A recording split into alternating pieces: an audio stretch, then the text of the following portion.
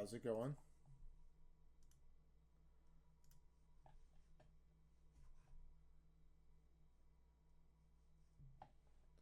All right, here's the deal.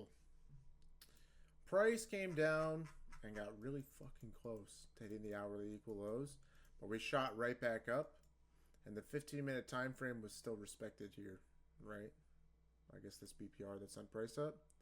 And so because order flow on the higher time frame was never confirmed bearish, we never hit those lows, okay? So that's kind of an explanation as to why we're still slowly grinding up here. I figured we'd fill in this void this morning as long as the order flow remained bullish. But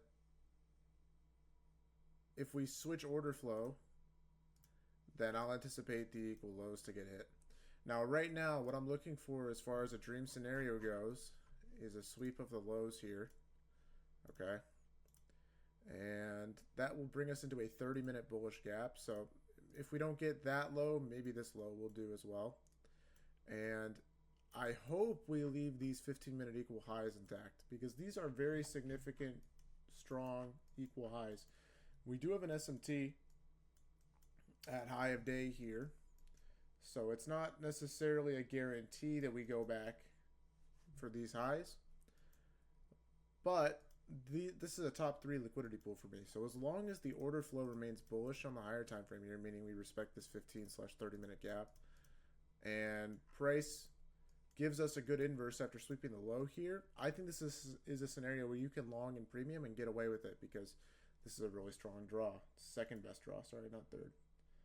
What do I think of that 5-minute 11:55? I think it told a lot about price. I mean, we put in a nice V-shape, setup after sweeping liquidity. Obviously, we don't hit that last hourly equal low there, but I mean, basically what this said is, okay, price is very bullish. Higher time frame order flow is still bullish. So if you took this setup, it's honestly not that bad. Normally, these V-shaped setups will never fail. And so you can kind of get away with entering there, but you just got to make sure that the stop isn't too big on a setup like this. And so when we go and we measure the stop loss, you can see just based off the 5-minute alone, it's 55 points. Okay, so you really can't take any partials on that until this high gets hit here. Like I would never partial out here because that's not 1-to-1. So it's okay. Right now, we're kind of doing a trend line thing. I mean, we're just slowly making higher lows. So I'm guessing, these will get broken dramatically eventually. But until then, we'll just keep watching price. Hopefully we leave these equal highs intact. I would really like to see a long back to those at some point. But yeah, if we were to flip order flow here and get bearish and just see a bunch of dump candles, I would definitely be interested in option plays to target the equal lows there. But what I'm thinking is based on how we're generating liquidity right now, we could be leaving these lows for CPI tomorrow. So maybe we get like really bearish CPI news and that's what runs the equal lows there.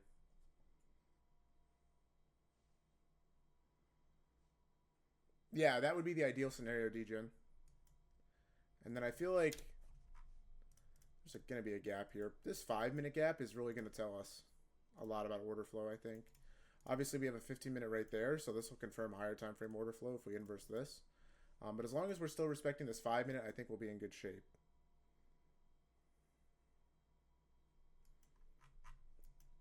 At least on the lower time frame. So ideally here, I'd want to see price, we just tapped into that 30-minute. The best case scenario here is we, hit this liquidity here and get the inverse. But technically, since we hit that 30-minute there and we slipped out some lows, even if we got like this 1 minute, like that's okay. We have bias, as long as we get good momentum here and we have the liquidity sweep for the model. So I guess if we got this this 1 minute is probably the best so far. Maybe if we form a 2-minute here, that'll be better. But if we get this 1 minute, I'll try that for a long. Yeah, exactly, TB. And then we'll have to evaluate again.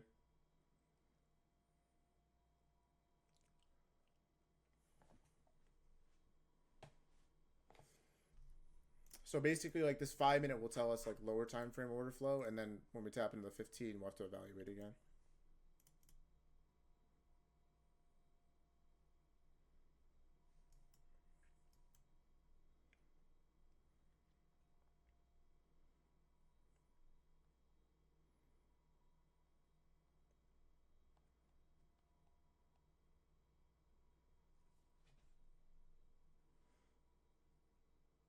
Okay. So making lower lows, getting good candle closes below those lows. So maybe we'll see price run this low, and then we can get the inverse. I think that's what I would want now.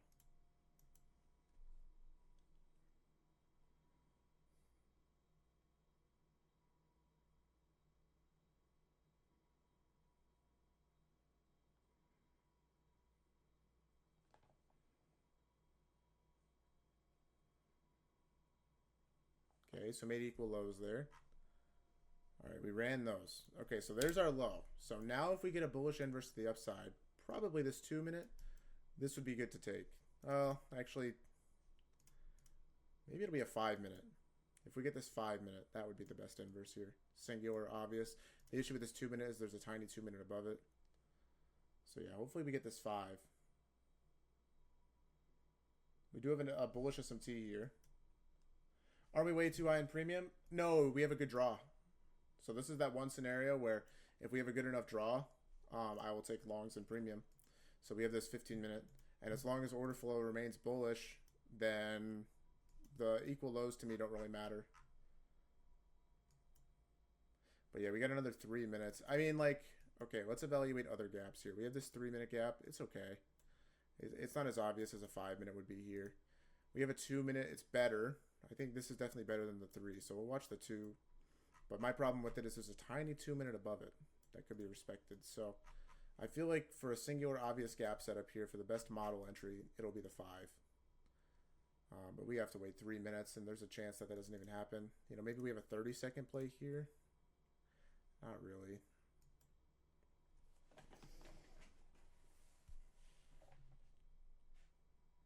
$30 okay. It's just not enough to confirm that we're getting bullish order flow here. I mean, technically, you know, delivery's still good, but I feel like we would want to see both of these 30-second gaps inversed. So like this one and this one. And not just a singular one down there.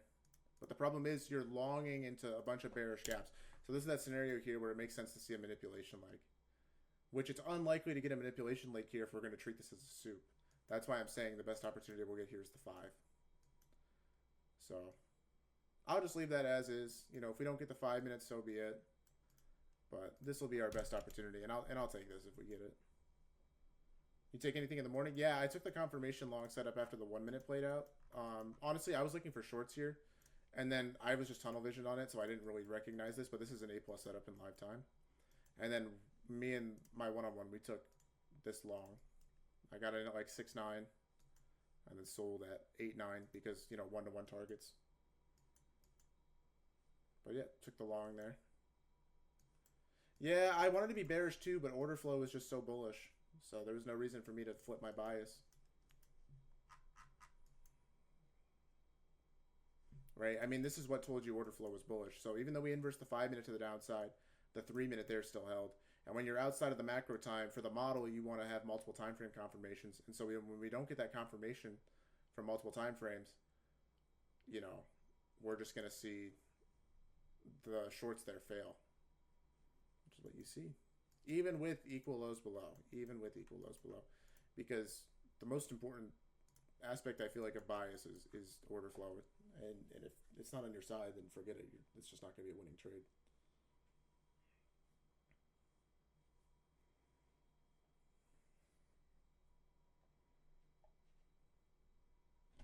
Okay, so now we've gotten a manipulation leg here.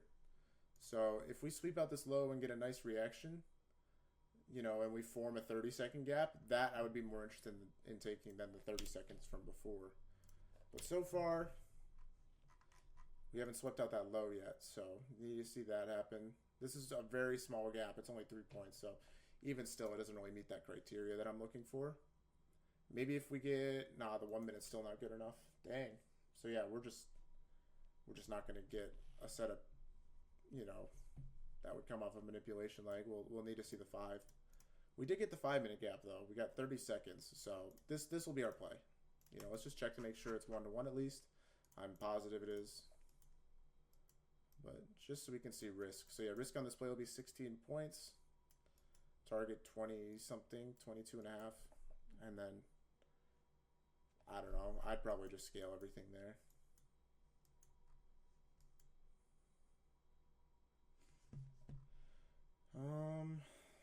No SMTs. I mean, we do have one. Actually, we have a bullish SMT here, so that's a good sign.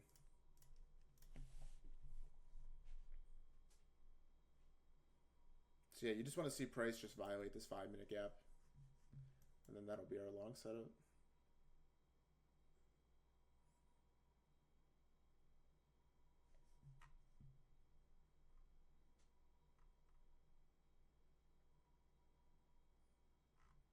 So we do have CPI tomorrow. So if we start to get choppy PA, it's most likely because we're anticipating the CPI news. And this is the session before.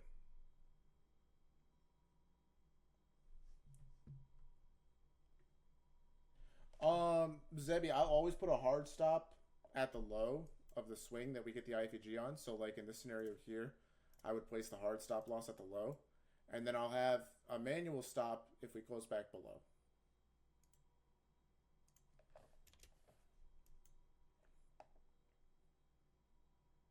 A manipulation leg is whenever we form a swing and then we get another low below that swing.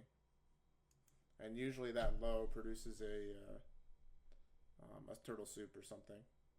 Here, this isn't really a manipulation leg because we never made a lower low here. So it's manipulation leg forms after liquidity's been swept.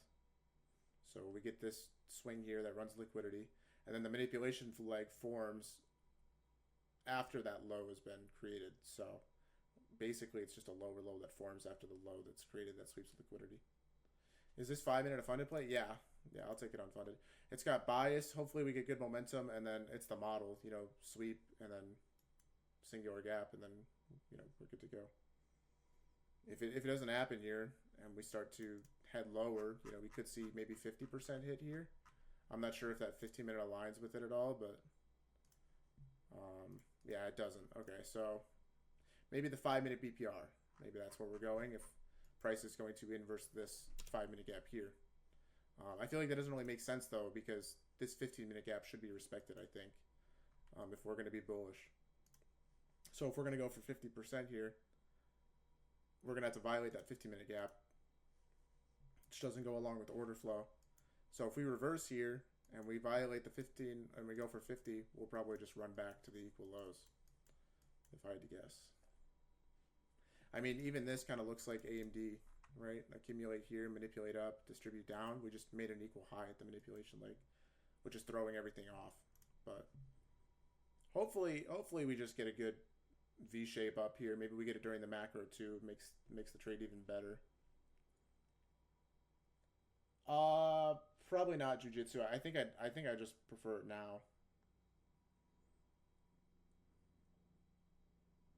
Trump speaks at 2:40, which probably means he won't actually talk until after the market closes. So I wouldn't really be worrying about Trump speaking today. We have a 30-second here. Yeah, it's just not very good. The 5-minute play is definitely going to be the play here. It's not obvious enough, right?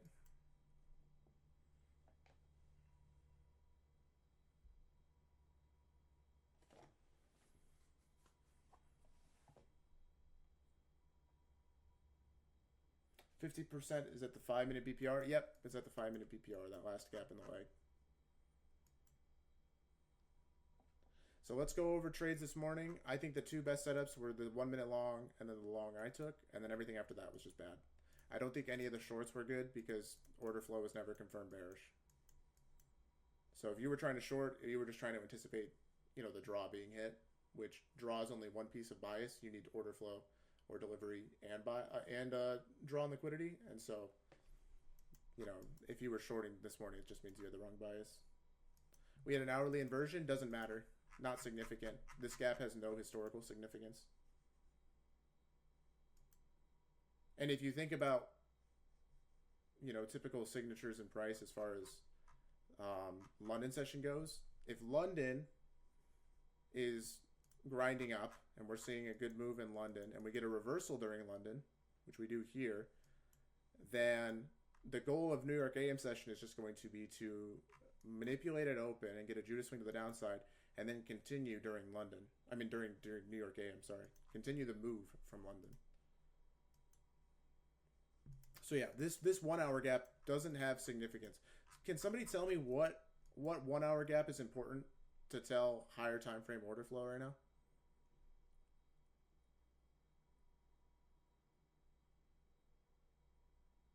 The one at 21,720? Yeah. So it's going to be this gap, okay? And this gap has significance because we held price multiple times. We made higher highs out of it. And if this gap were to be inverse, that would tell us, okay, now higher time frame order flow is bearish. What does this gap tell us about price? Anything? Yeah, we'll probably see a short-term retrace here. Well, this is an inefficiency, so it acts as a draw. But if there's no history created with this gap, does it have any importance as far as telling us order flow?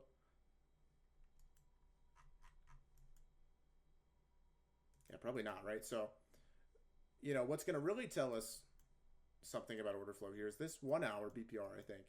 The BPR is the strongest PD rate in the market. So if we inverse that to the upside, that would be significant. That would make me think we're going for these highs. But we still haven't, right? I mean, clearly it looks like we're dumping here, so. So now we've tapped into that last 15-minute gap there. This is where price has to, come back up. If we don't see price come back up here, I think we're just going to go back for the lows. Maybe we'll see 50 get tapped, that 5 minute, but yeah, I just don't think it makes sense. Like, I think it makes more sense here to maybe tap that 15 and, come back.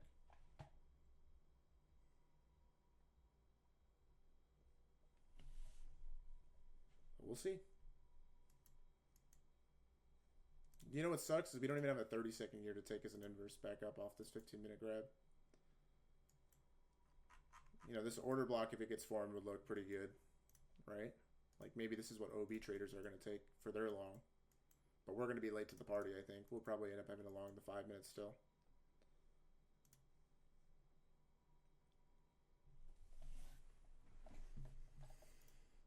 There's a major bearish SMT on the equal highs. That's true, yeah. We have SMT there at high of day, but the SMT is not going to matter until we switch order flow, I think. I mean, we're getting a bearish market structure shift, but as we mentioned yesterday, you want market structure and order flow to align, and right now they just don't. So then if we get, a considerable market structure shift to the upside here, when we make a higher high, probably with this high here, then we'll have order flow and market structure on the same side.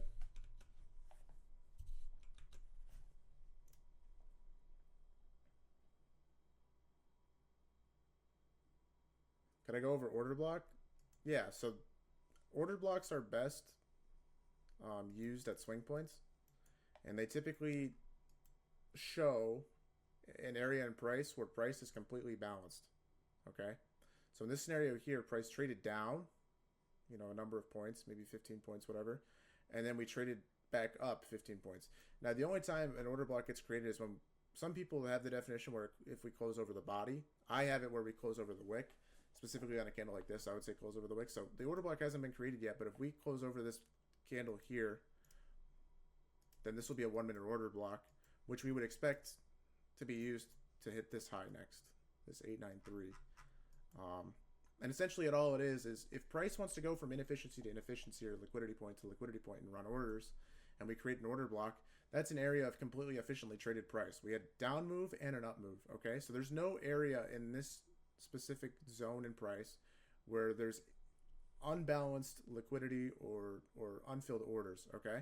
And so if price wants to go from inefficiency to inefficiency, does it make sense for price to then have to cut through completely efficiently traded price if we have like inefficiencies above? Probably not. What makes more sense is for price to just go to the inefficiency and then, make a move from there. But whenever we get this, signature in price, like I said, hasn't been created yet, but if we were to get it, there's no reason for price to create this and then head lower and break through the efficiently traded price, unless we're very, very bearish, right? Or it's bad price action. So in those two scenarios, that's the only reason why this would happen. Especially when the order block is created coming off of unfilled liquidity or a liquidity sweep. Sorry, not unfilled liquidity, an unbalanced inefficiency or a liquidity sweep. And so the order blocks that are most significant are going to happen at pivot points, because these tell you a lot about order flow and the direction that the market wants to take. This is like that first significant PD array that's created before an SMR takes place. So here, if we're saying like this is like, okay, our down move, right, our retrace to fill in inefficient price, meaning this 15-minute gap, then once we filled in the inefficiency, we should see maybe an SMR here that sends us back up to target, liquidity or stop orders or whatever. And if that doesn't happen and we just dump, well, then we're really bearish, and that means that we're actually targeting liquidity down here. That's why I'm saying if we violate this 15-minute, I wouldn't expect price to come back for these highs. I would expect price to go for the lows first. But if we hold this 15-minute and we respect it, then that tells me, okay, price just came back there to balance the inefficiency. Now, if we retrace back from it, or we respect the 15-minute, that's telling me that order flow is still bullish. And then if we get a good inverse, that's just our entry model, right? We got 4 more minutes till the macro. So there's like the official creation of the order block here. So now that we've created this order block, there's no reason now for price to come back through this. This is where like OB traders are getting in. It's right here. And they'll probably go break even once we get to the 15-minute gap, or not 15 minutes, sorry, 5-minute. If we violate this, this actually gets turned into a bearish breaker, and then that's its own bearish PD array. SMR is just smart money reversal. We took previous week high and make 2-hour IFEGs. So why is your bias bullish today? Because order flow is still not bearish. We still have bullish order flow. So, delivery, order flow, whatever you want to call it, bias equals delivery plus draw. Okay. So if we're still delivering bullish, if order flow is still bullish, and we have a good draw on liquidity above, why would my bias switch to being bearish? That was the problem with this morning. Our delivery and order flow this morning was never bearish, but because people saw that big juicy draw, the equal lows, they just came in assuming that we would be bearish, and then they took a loss. The draw here would be the 15-minute equal highs. These are obvious 15-minute highs inside of a fair value gap that form at swing points. This is the second best draw on the market. This is what's going to allow me to take a trade in premium here. You're in the 3-minute short alerted by the indicator? All right, best of luck. So taking this 3-minute short, which I think triggered here probably, we confirm order flow in the lower time frame here for a scalp, but when we get to this low here, order flow becomes neutral again, and we don't know what order flow is until either we see a reaction from this 15-minute gap and price is respected, or we disrespect the gap and we head lower. So right now we're kind of in a neutral zone as far as order flow goes. Yeah, Ethan, I got you. Is that better? Hello?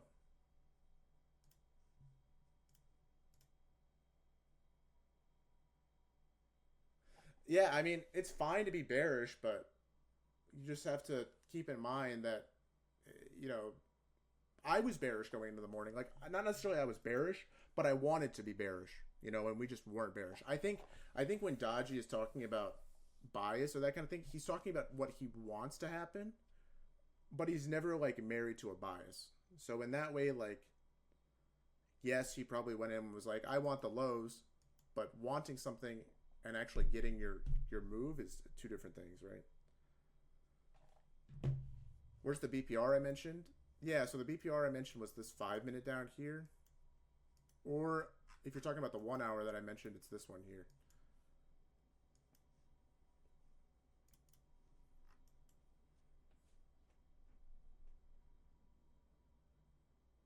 Okay, so because price is starting to violate CE of the order block here, if we get a candle close that's through this order block, that's a really bearish sign. That's actually going to make me think that the macro is actually going to send us lower, because there's no reason why price should be violating this bullish gap off of the 15-minute here unless we're still bearish. If we hold CE, then technically this is still being respected, and we should see higher prices. So like that's a good reaction. That's what you want to see out of an order block.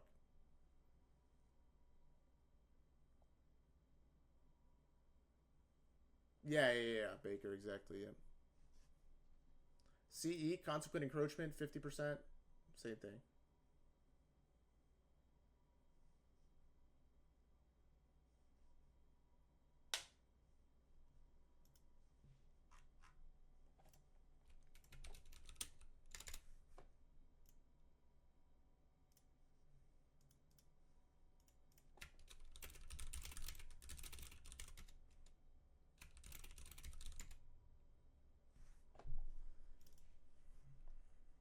So yeah, OB traders get tagged in at the body, and then they're just around break even.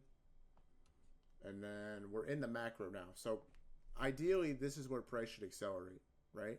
Like I'm low key tempted to just enter here, pretending I'm an OB trader and go break even because, you know, it just makes sense. Like we respected CE there. We should just go up. We hit the 15 minutes, so there's no inefficiencies below. We should just come up and hit the equal highs here. Especially now that we've just created like another significant PD array, which is probably going to be this 2-minute prop block or whatever this is. And a prop block is just an order block off an order block.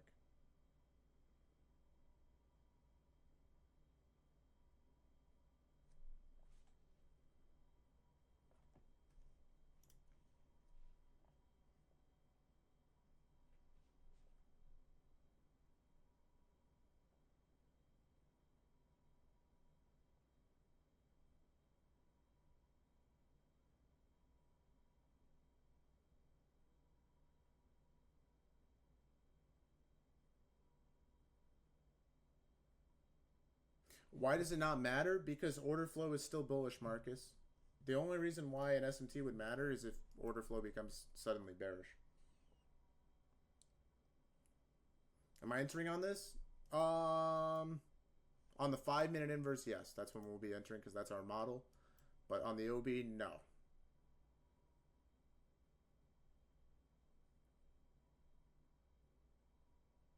The only reason why I wouldn't enter on an OB here is because I don't know the win rate of OBs. I don't know, the backtesting information. I don't have enough evidence. So why would I take a trade that I'm not confident in? Right? We talk about confidence a lot in this, in the stream yesterday, and we'll talk about it more today. But I'm confident in IFEG setups. I'm confident in the win rate for that. I have no confidence in OBs because I've never really used them. I know what they are. I know how to recognize them. I know how they're supposed to behave, but I don't know their win rate. I don't know if this is a model. I don't know anything. So, I'm just making assumptions essentially based on what ICT is taught, based on what I've seen in the market, that kind of thing. Welcome, Panduchka. How do you determine how many micros you risk based on the size of the gap? Yeah. So, like, if you look here and you look at your risk tool, okay, you can set your risk to whatever. I had it set to 150 there because I was trading 25K accounts, but normally I'll have it risked for 200, right? Because that's what I use for 50Ks. And if you look, you can set it, based on lot size, okay? So this lot size is for 1 mini. And if I'm trying to risk $200 in a trade, then that means I can only risk with 1 mini 10 points at most. But what you can do is you can switch to the micros chart to account for those extra, points whenever it's a trade that has a greater stop than 10 points. And so the quantity here is going to adjust, okay? And all you have to do is multiply that quantity by 10, and that's how many micros you're going to risk on this trade. So in this trade here, I would be okay with risking 6 micros. That would be about $200 risk if we get an appropriate close. I'll probably only end up risking 5 because, we're in premium and, I think we could get a lower close below. Maybe it'll be a 20-point loss instead of 16, the anticipated, amount. So that's basically how you just calculate risk. You can use the risk tool or you can just do it mentally. 1 micro is $20. So Sorry, not 1 micro is $20. 1 micro is $2 per point. So, you know, if you're risking 40 points in a trade, you can only risk like 2 micros there for $160 risk. If you go for 3, that's 240, and that's too much. So it's just some mental math. Do you track your win rate on live account? Yeah. I mean, I track it for my accounts that I care about. Yeah.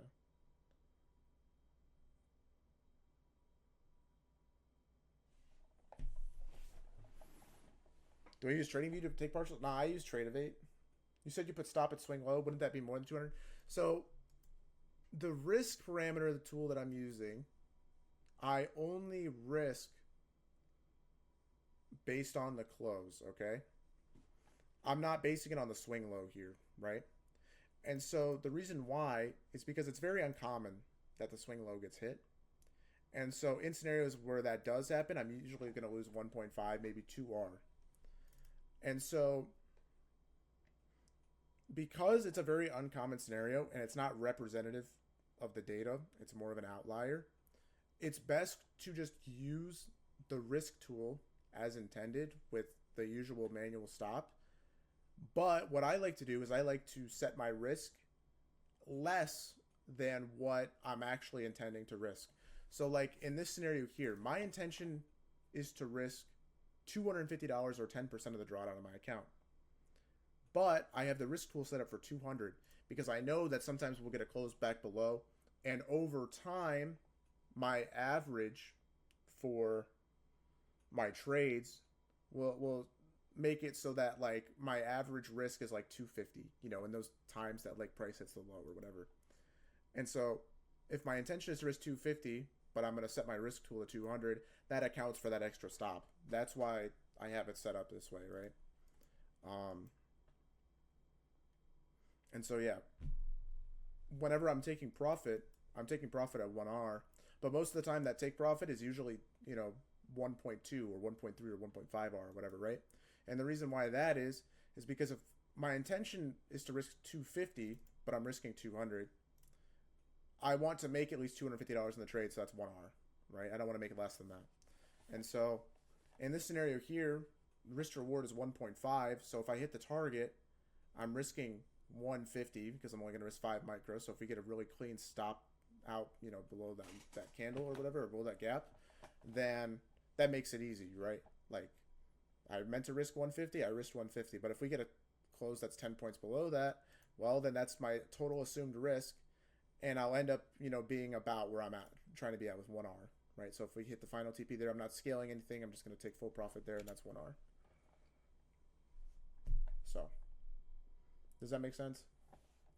I know it's kind of complicated. I know it's not the easiest thing to get a grasp of immediately, but it's just risk. This doesn't look bullish? No, it doesn't. But, you know, it won't be bearish until we inverse, I think, the 15 here. So we got another 2 minutes before the 2 o'clock candle forms. So I guess we already inversed this 15 minute before that. Then, you know, we could say we're bullish. I mean, bearish. But if we're still holding this 15 minute, then I'll still be bullish. So we've started to violate CE of the OB. We inversed that 1 minute to the downside. So there you go. I guess there's the proof as to why I'm not trying to take OB trades. I just don't know how profitable they are. It hasn't failed yet, but you know, I don't really want to be a participant when my model or setup hasn't formed. Even if I think I know where price is going, because price can do whatever it wants. You know, it's its own beast. So I can want 1,000,001 things at a price, but my drawdown is never going to be able to outpace what price does.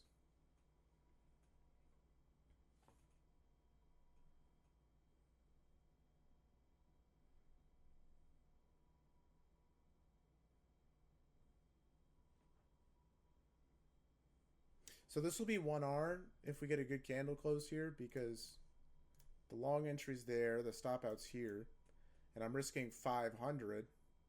I'm only going to be risking 150 on this trade. Worst case scenario, it closes lower, and I risk 200. That's still 1R. Am I still a retrace trader? I was never a retrace trader. That was Carlos. That was a more.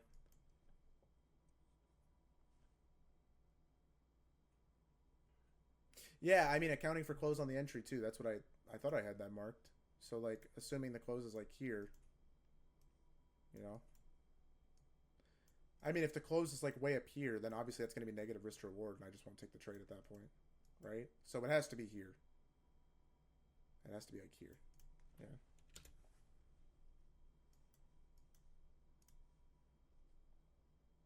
You don't think we're getting it? It's okay. Just spend more time. You'll get it. So I enter on the close. Yep. And the thing is, like, a lot of the confusion is just stemming from not understanding how the model works and how break evens work or that kind of thing. So I feel like, you know, we want to, I guess, figure that out. And oh, wow. Okay. So we just crashed.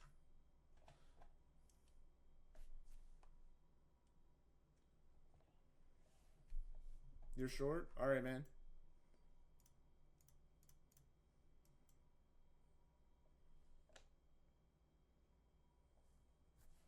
The 1 minute inverse from here? Nah. Technically, it was invalid. 30-second? Oh, nah. Didn't take that. But yeah, that smacked. We hit the 50% there. Oh yeah, yeah, totally. Yeah. Yeah, we all took that, right, guys?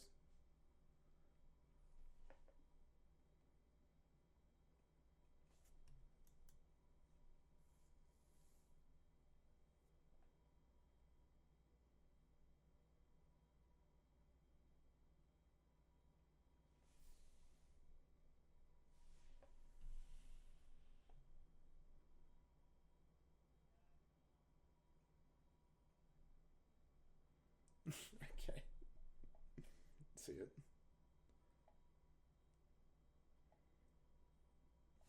All right, so we got to keep monitoring this 5 minute. If we close below it, obviously I think we're going to go back for those lows. I already am of that mindset, but we haven't inversed the 15 minute yet either. So there's still a chance that we hold this 5 minute. But you know, we'll see.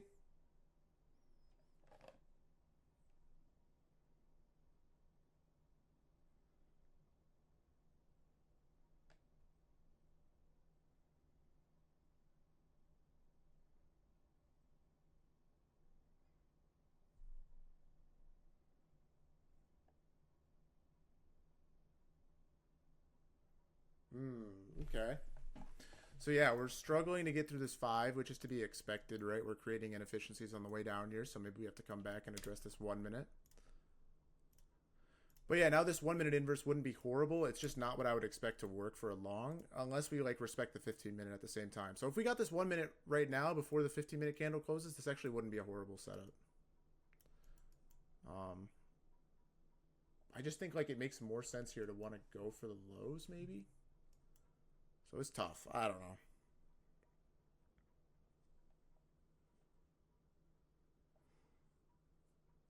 I feel like we've seen this setup play out once already today, and it just didn't work to the low. I feel like definitely CPI could be at play, so we're gonna chill here. I think if we got this 1 minute inverse to the upside, you know, we'd still have bullish order flow. We'd still be respecting that 15 minute. If we don't get the 1 minute and we close the 15, then yeah, I'll be married to the lows. I think.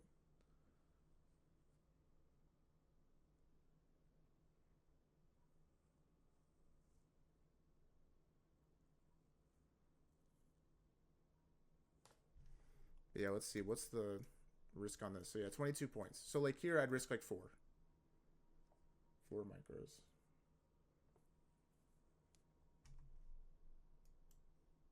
Maybe yeah, like four. Four's good.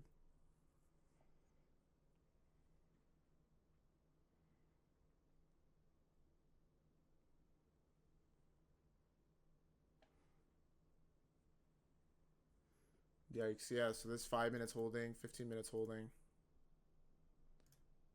Kinda. Not really. We'll see. Any 30-second short opportunities here? Not really.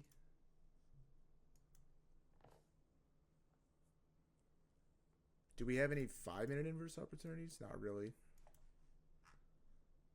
So yeah, we're probably just gonna end up watching this short play out if it ends up playing out.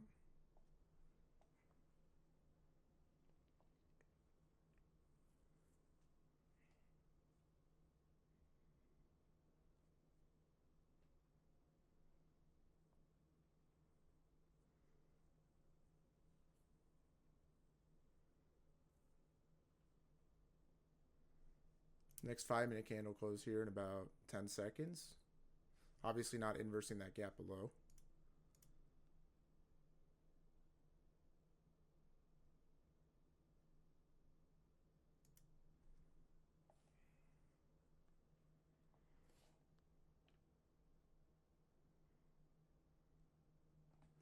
Let's see, are we going to keep crashing here?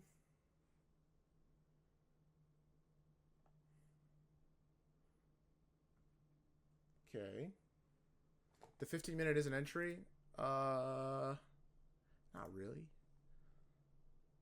But I mean, we'll watch it. It'll just be like our confluence basically for shorts. We have 10 more minutes till it closes, so like the stop on it's going to be so unclear, and yeah, there's just no way we can frame an entry here. I mean, you can assume that it's going to close below based on what price is doing right now, but it's like a 60-point stop, 89-point TP, and that's assuming we get a good close. We might get a horrible close because it's a 15-minute candle.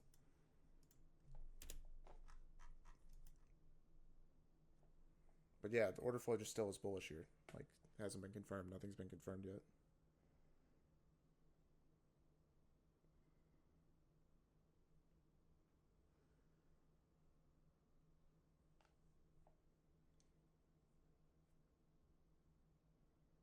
I think longs from here would be the textbook trade. Yeah, if we got a long from there, I would take that all day.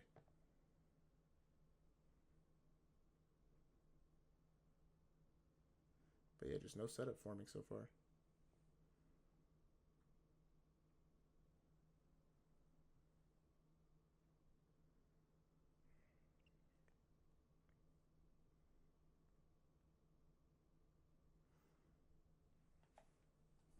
Dang. Okay, so kind of just accumulating here. I mean, we're just like neutral still. It just needs to pick a direction, and then we'll be good to go, I think. It would suck if we just like started chopping right now.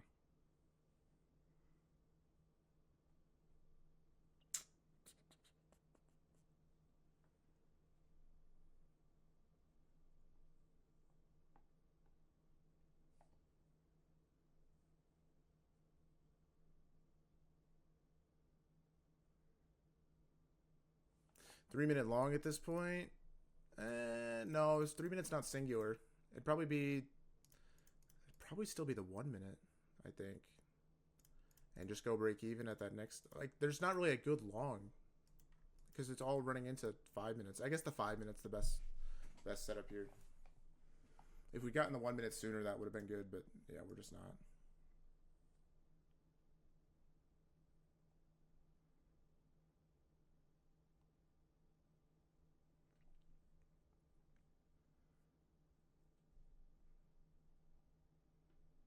Made a higher high there.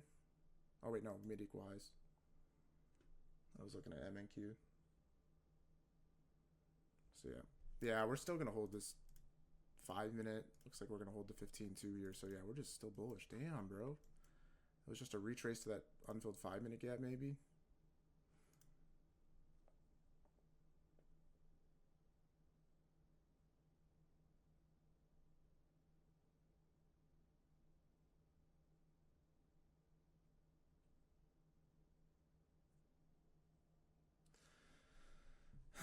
All right. Let's see. We have equal highs above here too. They're not really important equal highs though.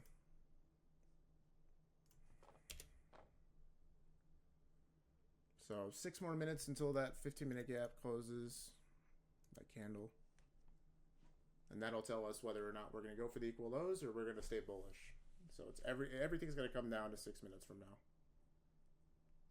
And we'll get a good idea of what we're going to do based on if we inverse this 1 minute gap to the upside.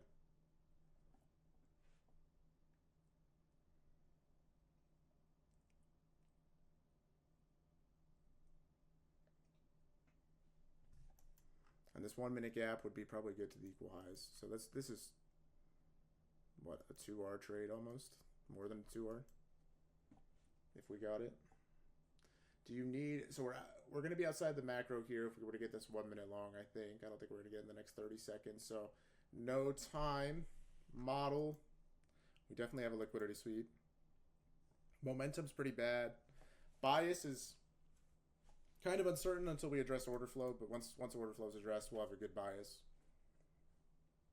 So I think that'll be addressed when we get this close. Hopefully we get it like at a time where like multiple time frames are closing. The biggest problem for me is going to be this 3-minute gap here. If we don't inverse that 3 minutes to the upside, it's probably cooked.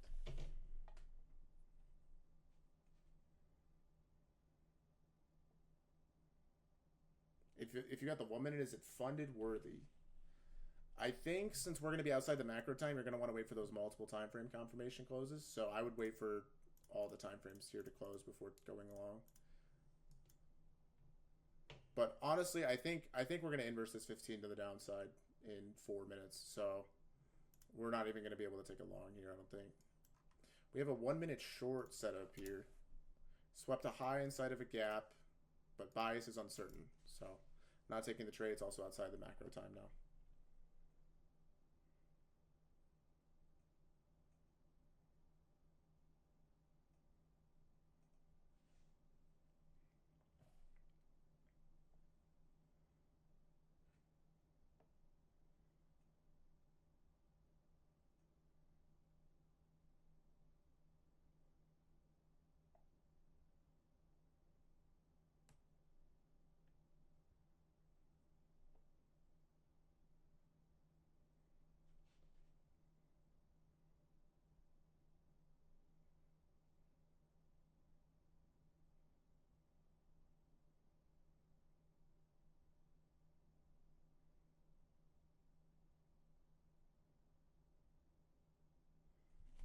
Okay, so coming down a little bit more here.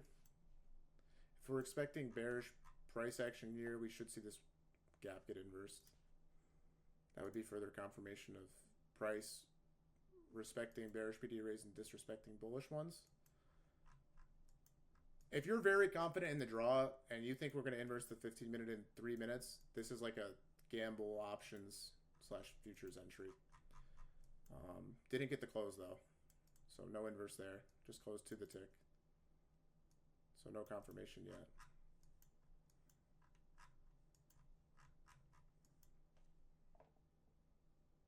The break even is so bad. Yeah, the break even is pretty bad.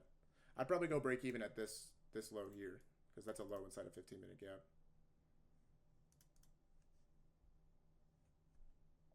Aren't we reacting off another 15? No, we actually cut through the 15. There's a 5 minute that we're reacting to. That's the problem right now. So like once the 15 minute gets inverse to the downside here, Seb, that will be confirmation that order flow is bearish on the higher time frame. And then we can expect these lows to get hit, and then by extension, the equal lows. But if this 15 minute gap ends up being respected in 2 minutes here, then order flow is still bullish on the higher time frame, and we'll probably expect longs to work. So everything is hinging kind of on this 15 minute here. Do I see a 15 at 833? Yes, I do. Yeah, so, I mean, technically this 15-minute gap is what's being respected. You're right. But because this swing low is formed off this gap here, like, I think regardless of this 15-minute gap here, this is going to be the one to tell us the story. Even though it doesn't really have a lot of significance, I just think, like, if we inverse this, we should just go for the low, right? I don't know, though. I mean, right now everything is like in no man's land. Like we could really be seeing price go either way here. Why don't I use the 30 minute? I can. I just think the 15 is better. I mean, we inversed the 30 minute already too, so. This 15 minute is the last thing on this swing on the higher time frame that needs to be inversed in order to confirm bearish. So yeah, I guess I'll draw this line.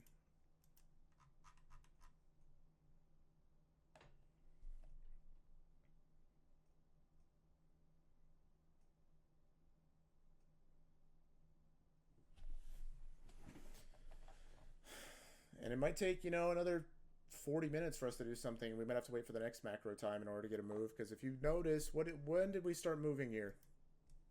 When did price finally get its move?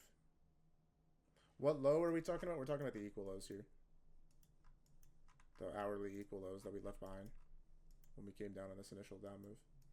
Yeah, so we get the move around the macro, right? So if we chop around for the next 30 minutes, that makes sense. We might just have to wait for the next macro before getting a move. All right, 3 seconds here. So we've inversed that 15-minute to the downside. So that tells me, okay, higher time frame order flow is officially bearish on this price leg.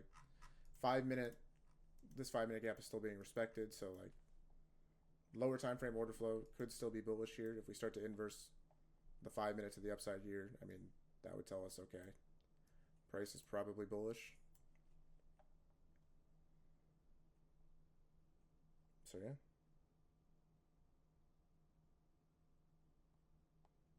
We will see. So we've tapped into the 5-minute now. We kind of just want to see either price run up through this or completely reject it and head lower. A good momentum candle here would definitely help. We do have a bearish SMT at this high inside the gap, so got to be conscious of that. But the only way that I would switch like my ideas here is if like I guess order flow was inverse on the lower time frame with a lot of momentum. If we got this IFEG here with a lot of momentum.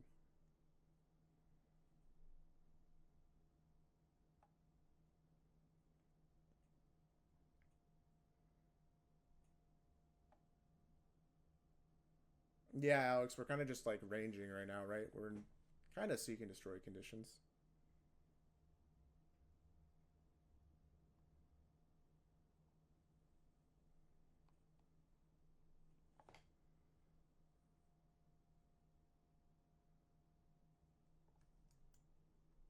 Yeah, so I've literally already seen this exact setup play out. It just happened earlier today.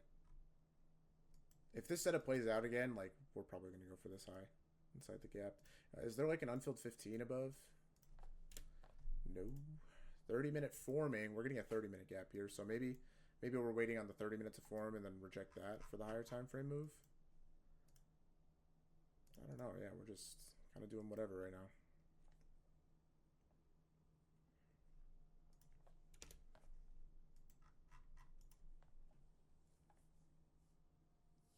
Two-minute up looks solid.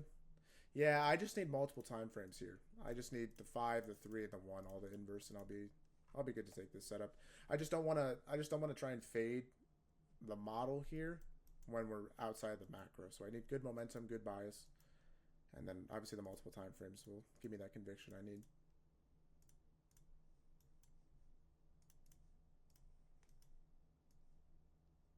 But yeah, got to include inception gap there, so 23-point stop. TP is about 51.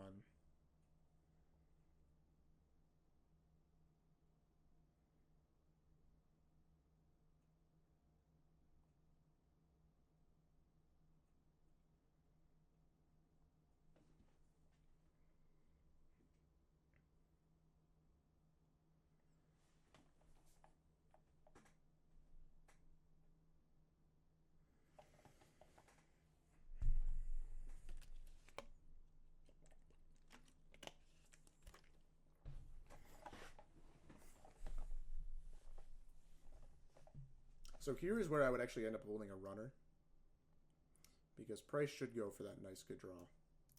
So TPs will probably be target at least 1 R away. So this 1-minute gap here, and then the high.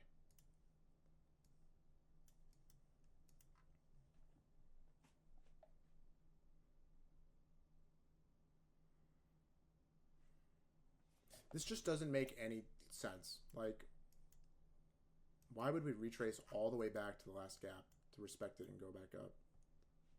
Why wouldn't we just hit the 15 and go up? I mean, I like the reaction off 50% there, but like, we got the next 5-minute candle close in a minute here, so if we get it, I'll take it.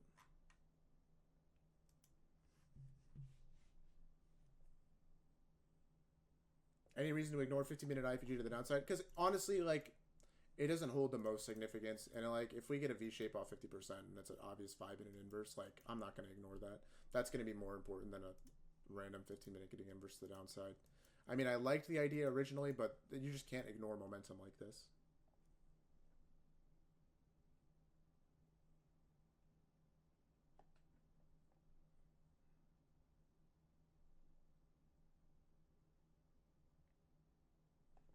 So 1 minute inversed already. 3 minute has not. 5 minute has not. We're gonna have to wait another 5 minutes for the next 5 minute candle. That's horrible. Didn't even get the OB there.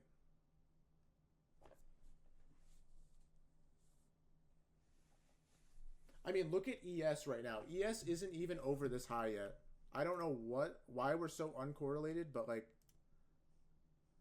we've expanded so far past this high here, and ES is still holding it. So I don't know what's going on right now. I'd rather just not be in this. This is like so beyond questionable.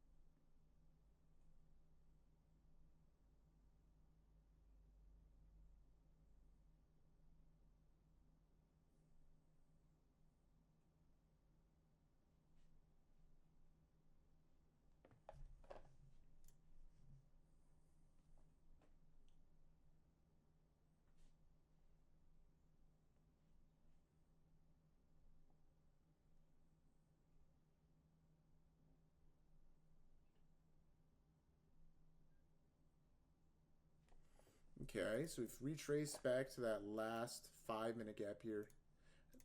Looking at the opposite side here, what about this 3 minute short? I mean, this looks pretty interesting, right? Like, for a potential play.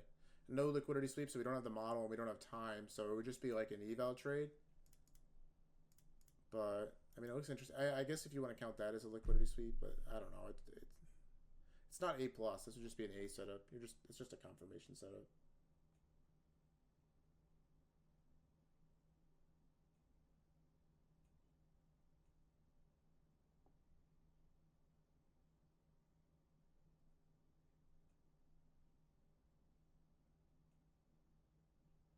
Next 3 minute candle close will be in a minute and a half here.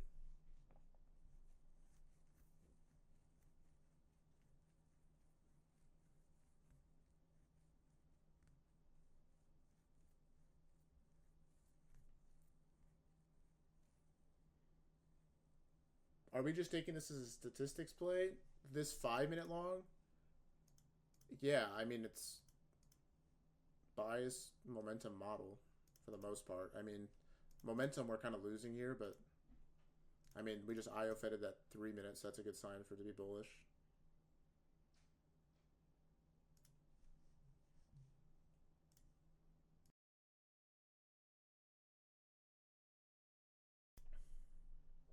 But yeah, I'm kind of all over the place. I really have no idea what's about to happen.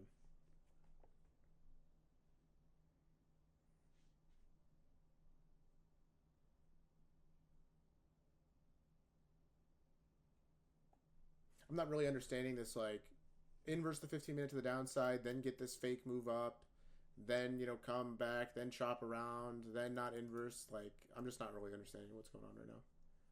We're just like, it looks, price action seems good, but we're just like not getting sweeps. We're not, like, we're leaving behind equal highs and lows. Like, I don't know. Usually the 1 and 4 hour or greater will. Sometimes I'll base it off. Oh, you mean like my intraday bias? Like, usually the 15 minute. But it really just depends. It depends on what price is swept, what price is respecting, and what price is disrespecting. So we might get a 5 minute inverse here. 3 minutes still has an inverse. We'll have to wait another 3 minutes for that. But yeah, I want to wait for multiple time frames here, I think.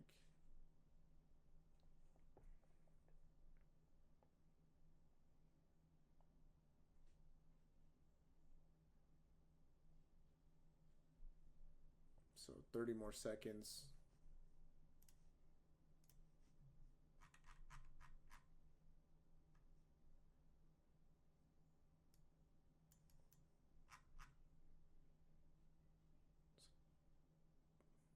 12 more. We broke the SMT, by the way, with ES at that one high, so that's good. So no 5-minute inverse there.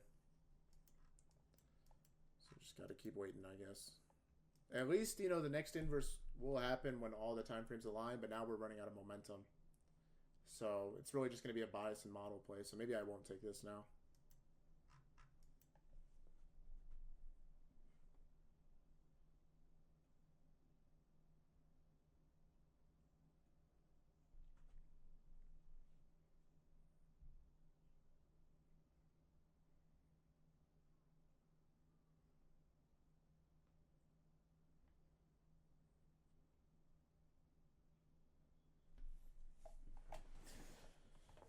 Yeah, this can be an eval play profitable, for sure.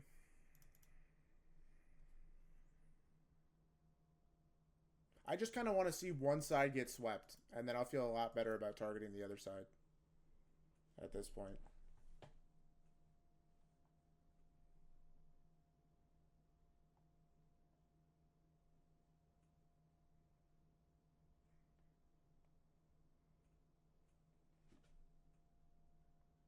Like, we're outside the macro now, so now we're just chopping. It just sucks. Nothing is, like, aligning correctly.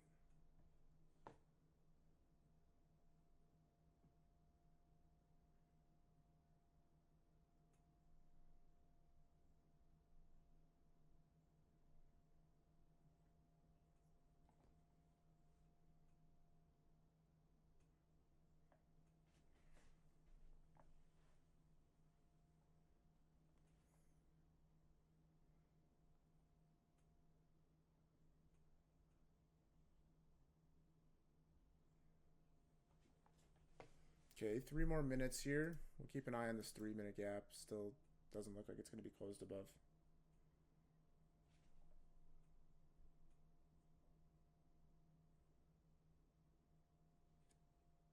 We might just chop for the rest of the day now because we're just between two conflicting draws. And so while we're here, you know, price can't decide where it wants to go, so now we'll just chop. If we close on this candle, will I take it? I just said no. We're out of momentum. So we're missing momentum in time. So it's just a model plus bias play. Is this a prop block? No. No, I don't see a prop block.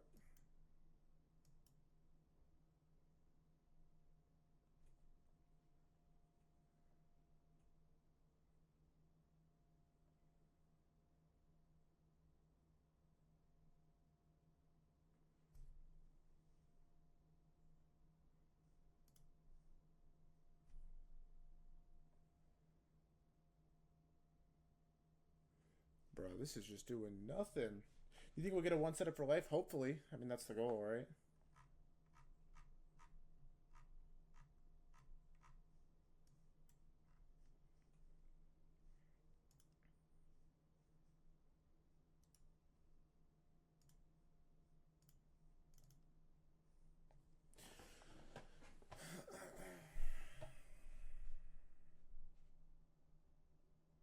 So here comes the next 15-minute gap, which is also going to create a 30-minute gap.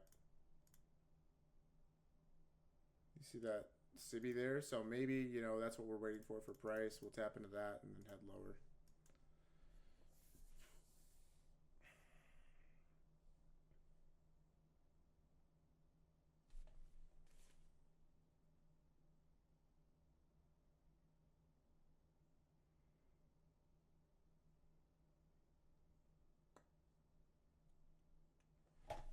If you take a loss, do you reduce to half size? No. No, I just trade the same size. Alright, sounds good, EJ.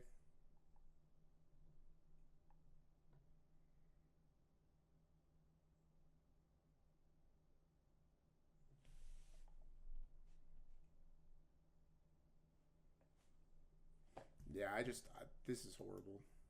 We're just chopping between two lower time frame gaps. We've inversed the 15 to the downside. So yeah, nothing is clear right now.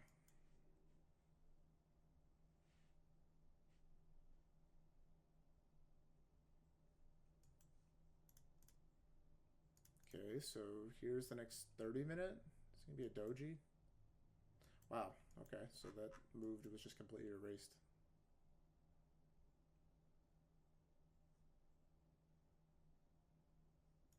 All right. There's the next 30-minute candle here. I guess we'll see the reaction that we get to it once price taps it.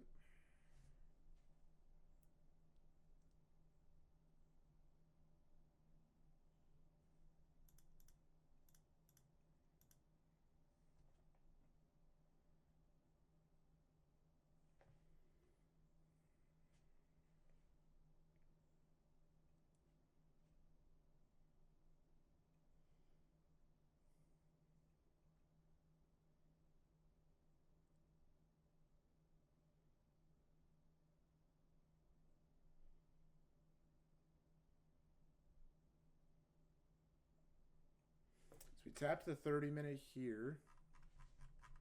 It appears by a tick. And now we'll just kind of monitor this reaction. If we get like a bearish reaction there, we get like an IO Fed. That would be interesting. We just made another equal high. I mean, it's not significant at all. So if we don't come back for it, I mean, that's fine.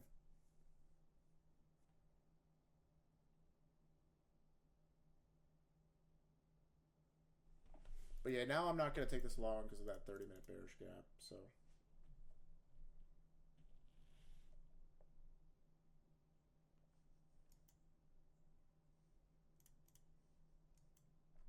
we're just consolidating now after a big move. Maybe we'll start to see some more movement.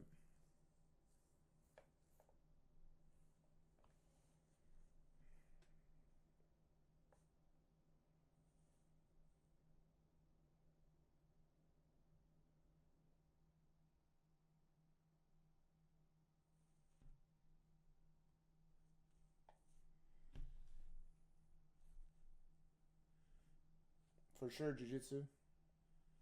So we swept out those equal highs. We'll keep an eye on this 5-minute here, this 3-minute. I mean, technically this 30-minute doesn't really have any significance, so we could just go up through it, but I just don't really understand like what price's goal is. Like, I don't know what we're doing.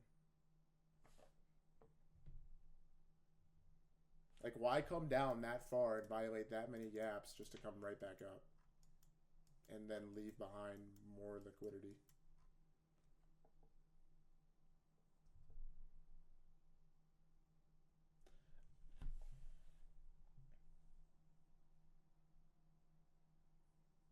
OSFL is the one setup for life. It's the first inverse usually after one side of the data wick is swept.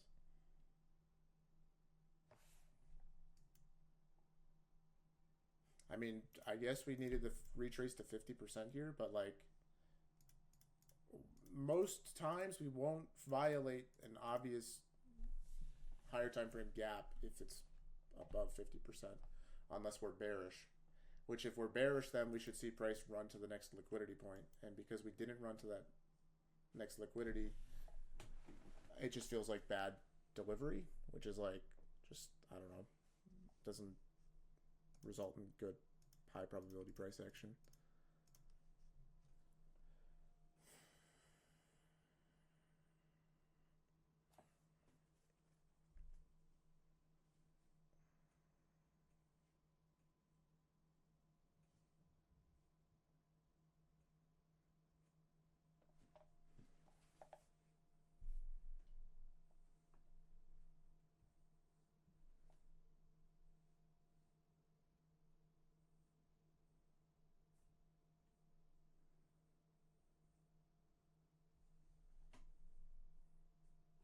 Yeah, so still no 3 minutes, still no 5. Do you guys see why I said I wanted to wait for multiple time frames there and why I'm not just going to take the 1 minute? Like, I understand that the 1 minute hasn't failed yet, but do you really want to sit through all this chop? I mean, if since you've entered, it's been 50 minutes of straight chop.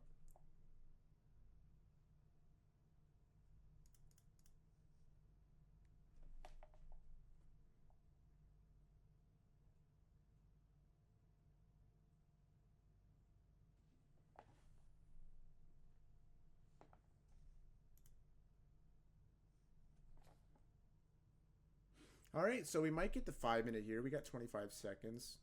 Obviously not entering at this point because momentum is just horrible.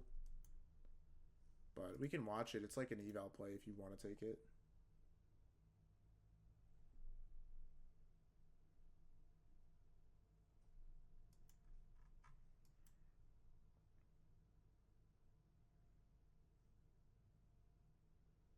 So there's the inverse.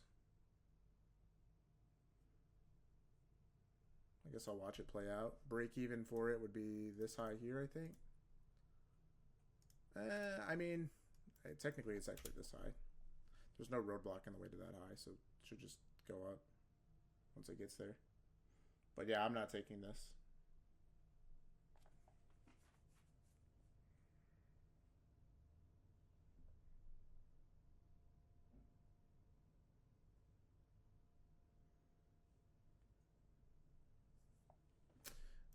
I guess we could see previous hourly high to previous hourly low here, where we create the hourly high and then get a short back to previous hourly low.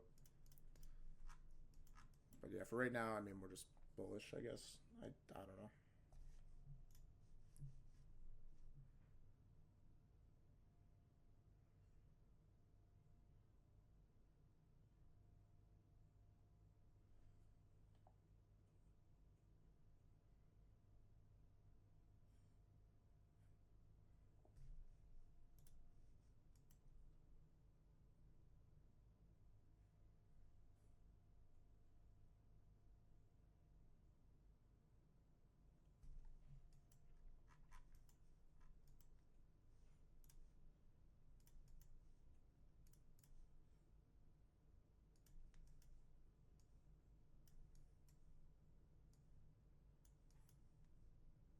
That's first TP like at 903.50.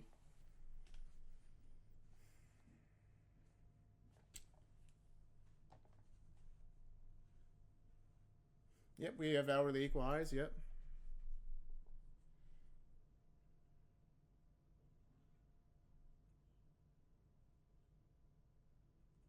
So this is first TP, and then the second TP is just at those hourly equal highs, and that's where I would take everything off. This is where I would go to break even, I think. That high inside the gap. We do have an SMT here, obviously, because ES is lagging way behind NQ right now. So keep an eye on that. But that's where I'd go to break even. And then we'll just see if this would end up being a break even trade. Break even where? Right there. Right when price hits the 5-minute gap, that high inside the 5-minute.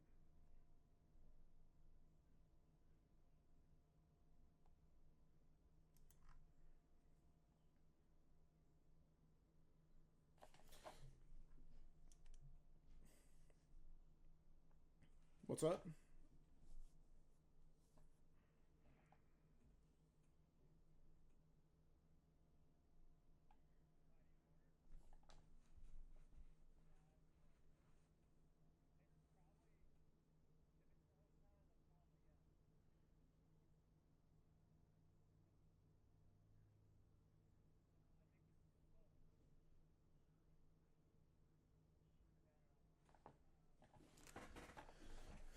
No.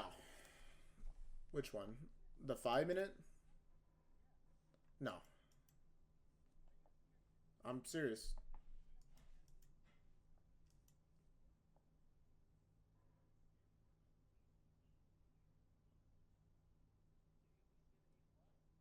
No, I said it'd be a fine eval trade.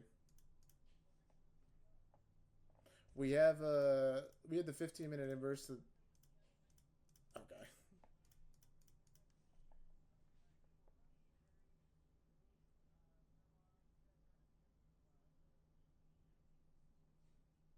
All right, all right.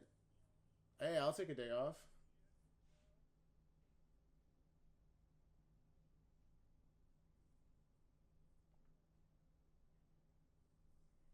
Nah, we're good. I just don't like it because we chopped into the close and then it doesn't align with the macro and the like. I guess we have a model there. Like we swept out these lows or whatever, but it's just I don't know.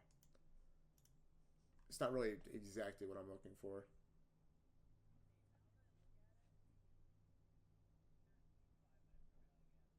Yeah,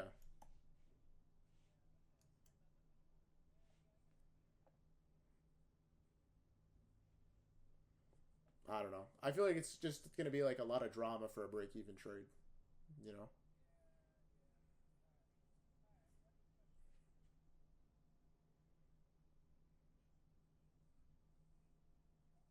I don't know. It might not be. You know, we might end up going up here, but I mean, that's a pretty bearish reaction to hitting this high, so not really what you want to see in a long. We should just displace above it.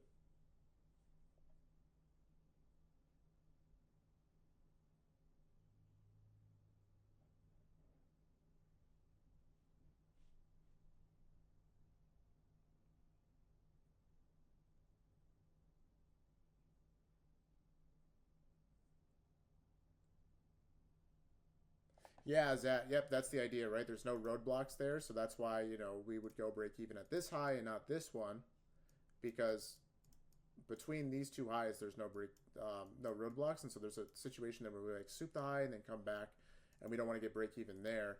But if we hit this high, then we're back in like a neutral delivery slash order flow scenario where we don't know if price is going to be bullish past this gap, and so it's best to just go break even in the off chance that we reject, you know, there and we end up, you know, stalling and going lower.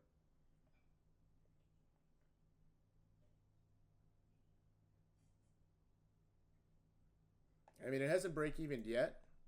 You know, break even will be here at like 81 or 80 or whatever. And then, you know, once we get back to that, then we can say, okay, that was a break even trade, no FOMO. No reason to feel any certain way about it.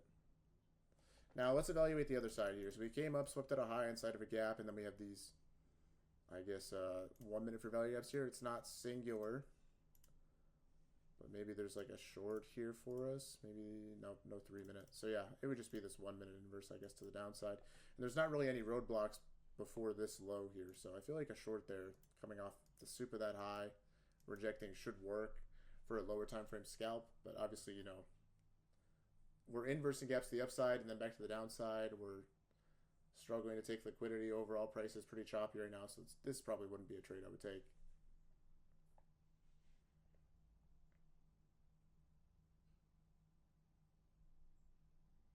I think the only scenario for a trade I take today is if we get like a long after sweeping the equal lows. That's about it.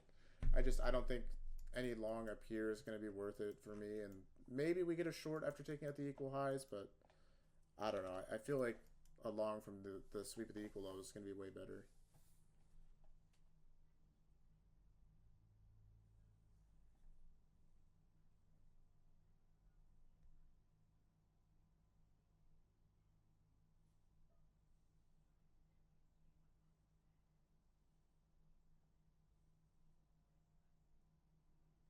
Yeah, yeah, for sure, Vert.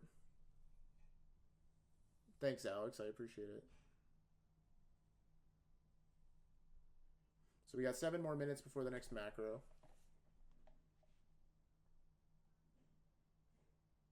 Price is just kind of doing whatever. You know, ideally here we should make a higher high. So hopefully we get that. Otherwise, we're probably just going to see this trade be a break even.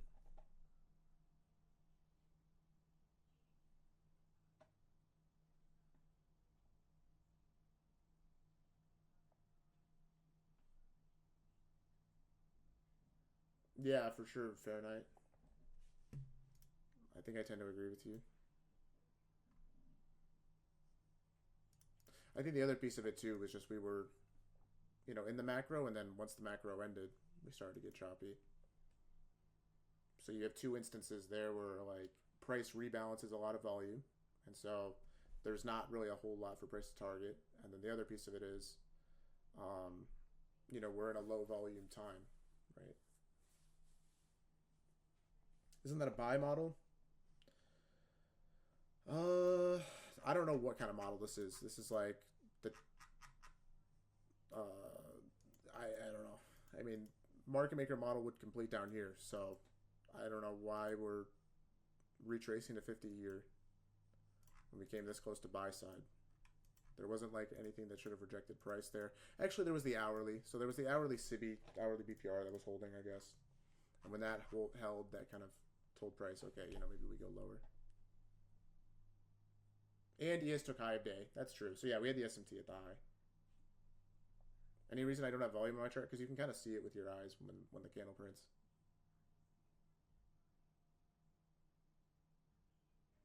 It's one more thing to cloud your vision and cause analysis paralysis, so No point in adding it, in my opinion.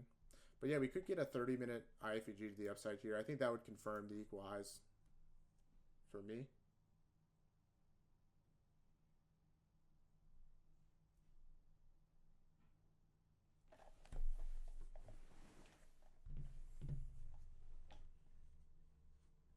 But yeah, 5 more minutes before the next macro here.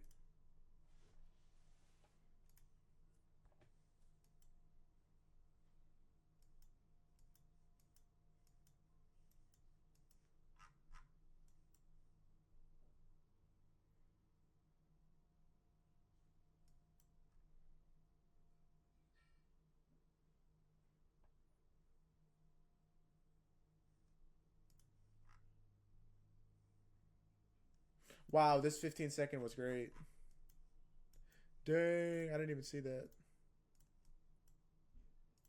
I think it was a break even, but still. Probably worked for 1 hour or something there.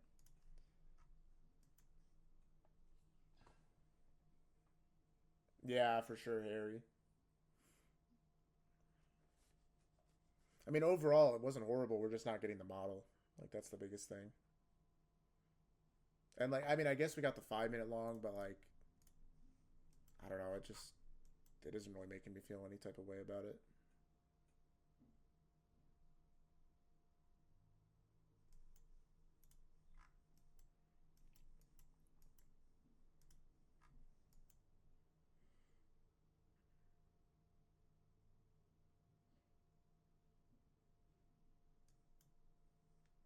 Is the 5-minute from earlier good? Yeah, the 5 minutes fine here.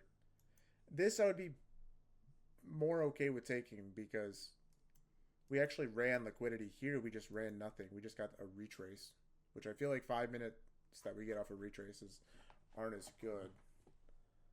I feel like 5 minutes after liquidity sweeps are better because there's not any stops left behind for us to grab when we run liquidity. Whereas here, by coming back up after the retrace, we're actually leaving stops behind. But I like how efficiently price traded up here. You know, like we balanced all the fair value gaps on the way up. So there's no real reason for price to come back here for this long unless we, just want to get bearish. But yeah, we have this 30-minute inverse that's coming up here. So this will, I think, be the last piece of the puzzle that's needed in order to confirm the equal highs there.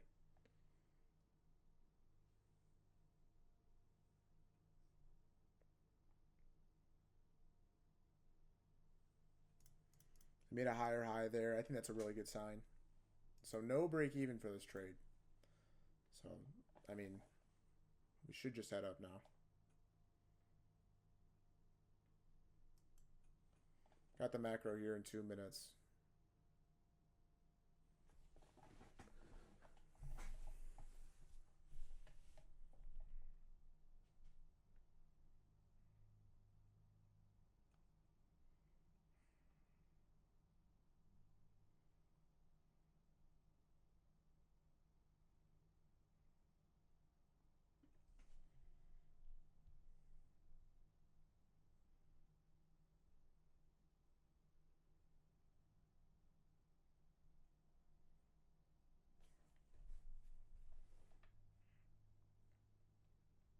We could still reject from that last 5 minute. Yeah, true. Yeah, we still haven't closed in it yet, so not really a good sign. I think if we got a candle close in the gap, that would be good. That confirmed that we're going to head higher. 1 more minute till the macro here.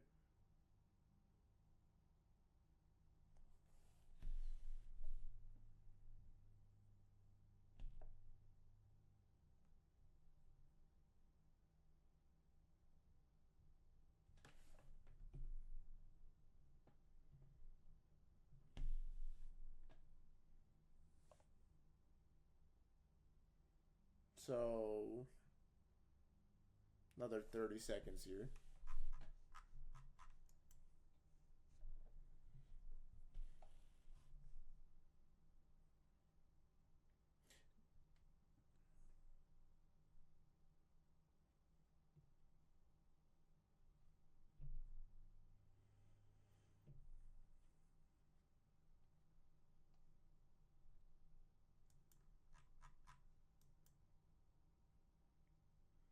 So no close above there on the 5.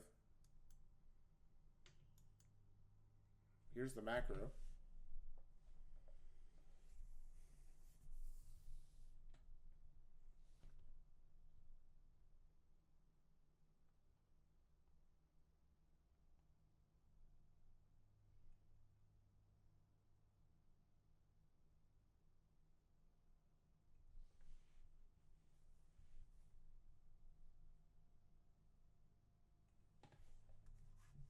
There wasn't even news that triggered that sell-off, right? It was just random? Yeah, it's just random. Okay. Dude, this is horrible, man. Like, why are we just slowly grinding up? Like, can we just get something? Equal those below don't really matter because order flow is, like, very apparently bullish here.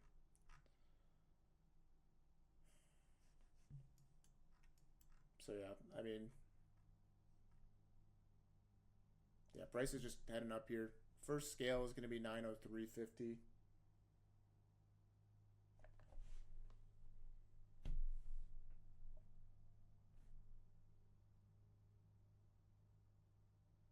So yeah, macro is finally doing its job.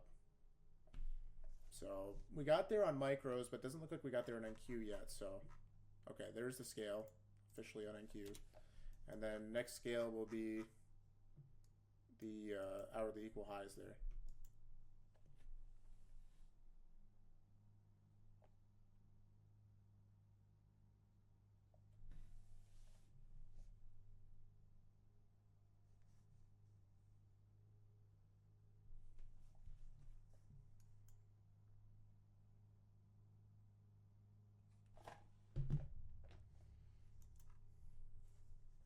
So yeah, this is just going to go for the equal highs now, if I had to guess.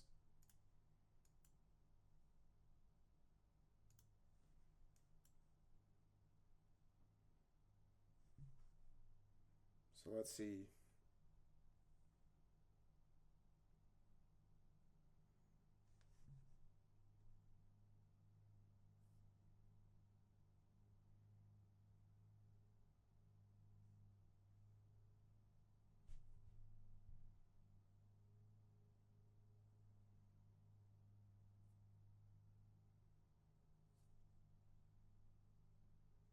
All right, so no 1 minute close above there. Not yet, at least. Yeah, okay, wait.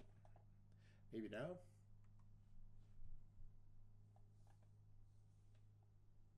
All right, there we go. We got it. So yeah, should just be good to go to the highs.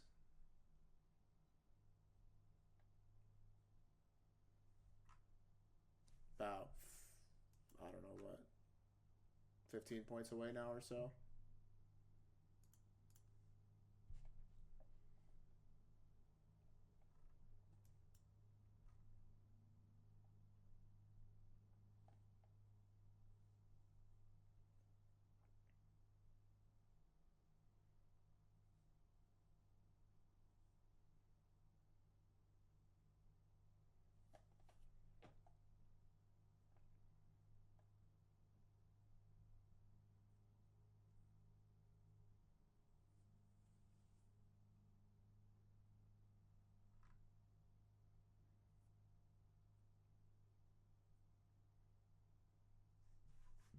So yeah, last thing is going to be that last 5 minute, right? If we inverse that, should just be clear to the highs.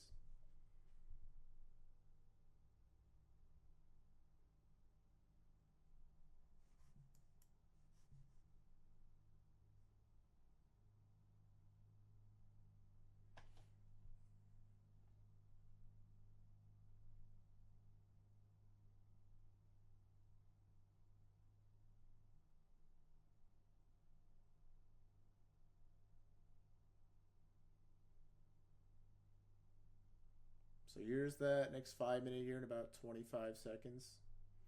We hit that higher high now, so I think this is invalid. If you're trying to enter the 5 minute, I just would watch it play out here. We'll probably get a short setup that'll be better. Maybe if we get a manipulation leg or something.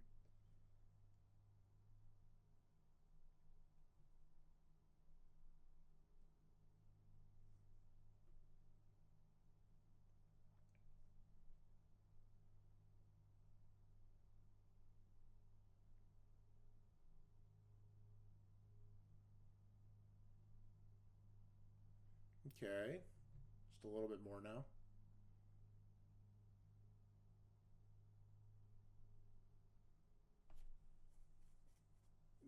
Probably not from 22,050 vert. That's probably too far away at this point. It's like another 120 points.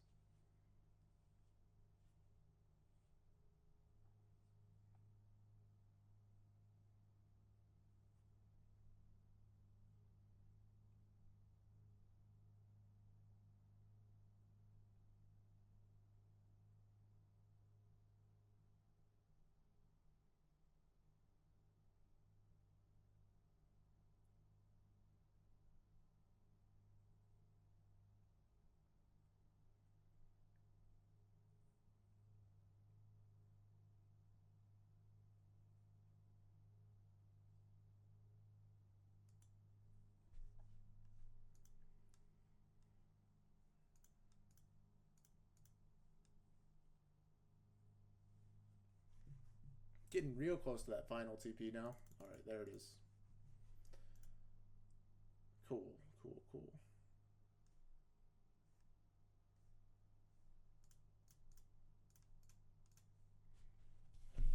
All right, well, I guess that was an eval win, but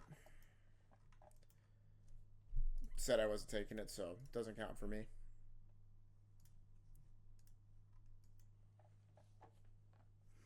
We just got it like at the worst time.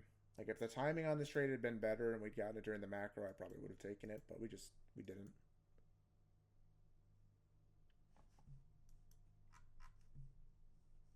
So maybe we get high of day here on NQ. We got another SMT with ES here.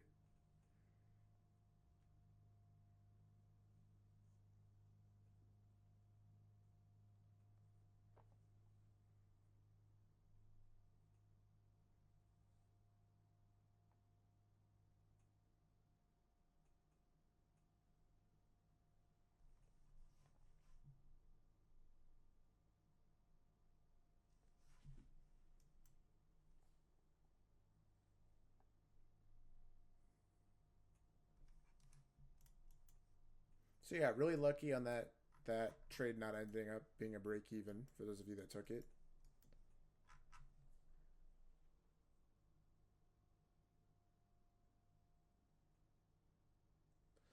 And yeah, maybe we'll see if a short setup wants to print now.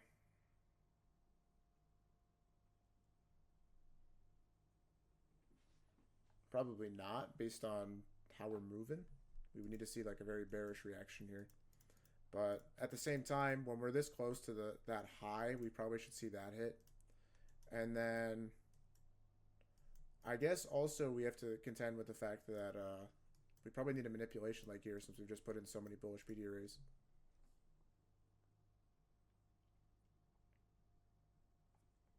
What about the 4-hour high? Yep, that's what I just said.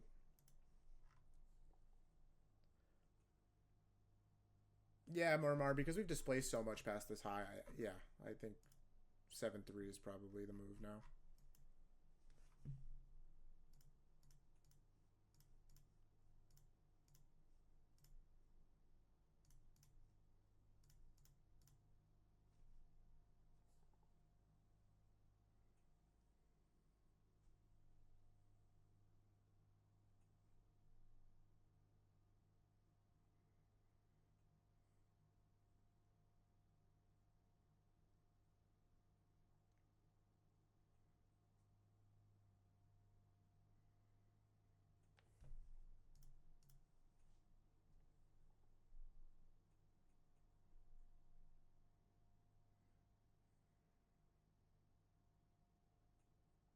So we got 30 more seconds till 3 o'clock here. What we could see is I guess maybe a previous hourly high to previous hourly low play.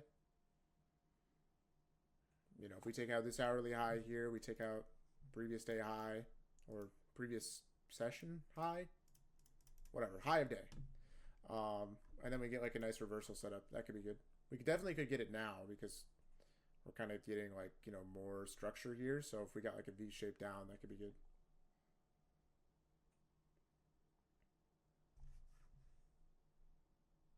So yeah, here's the start of 3 o'clock.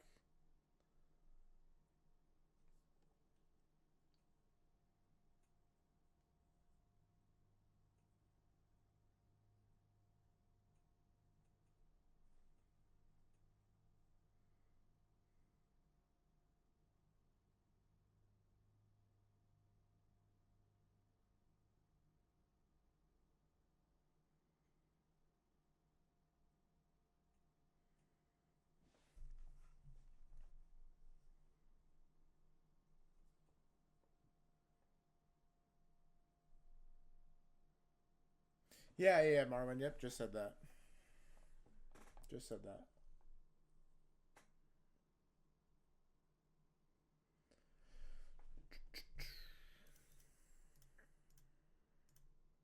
So yeah, maybe Price needs to tap into this 3 minute before hitting the high, or I don't know. It's causing something's causing it to stall. So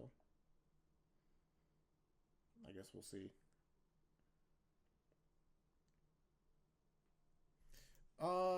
No, I did an IDK. I faded it. It's fine. Like it's literally just this exact same setup just printed over here.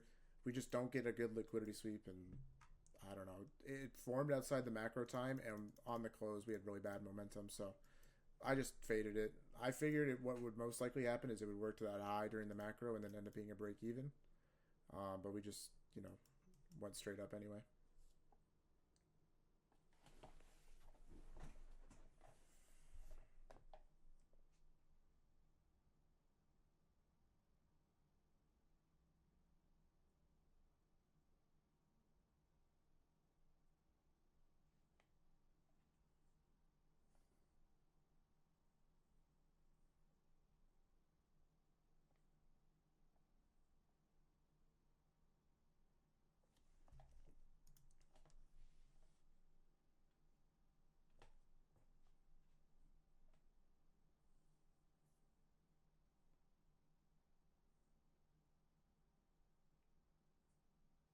Yeah, Zebi. Yeah, I don't know.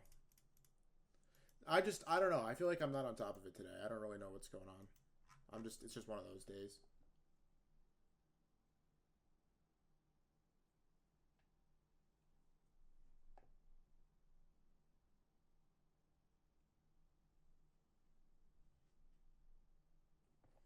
Like, okay, now we're just chopping. Sick.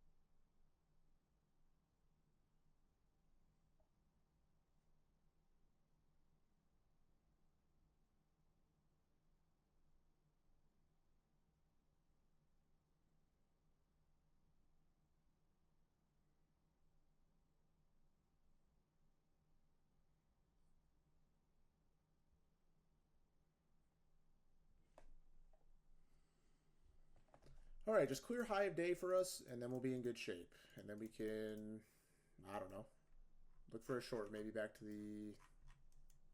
I have no idea actually. I don't know where I'd look for a short here.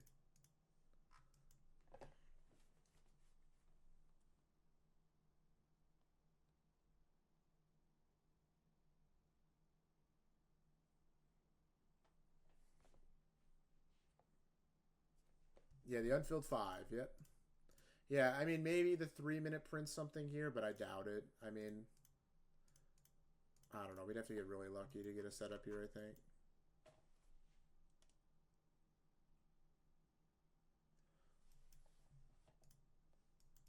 What's going on?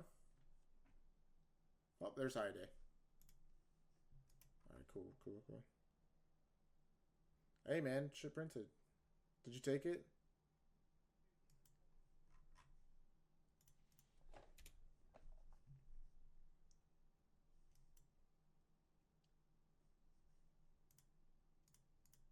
I don't know. For me, it's just one of those days.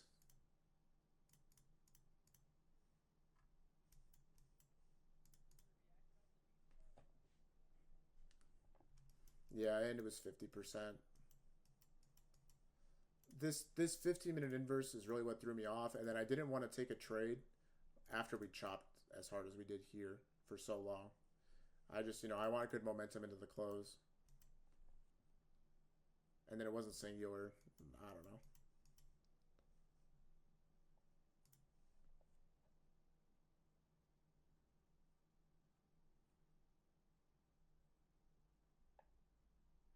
But yeah, I mean, I'm hoping we can maybe get a reversal play or something to set up for us. But I mean, order flow is just way too bullish. I mean, Maybe we go for this daily Sibby now.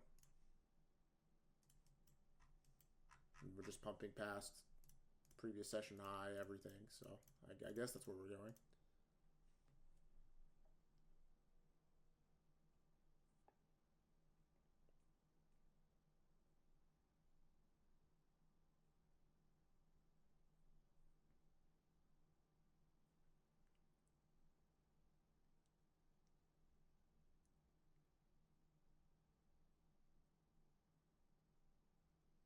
Was that the first time we hit 22K? Oh no, we didn't hit it yet. Almost did.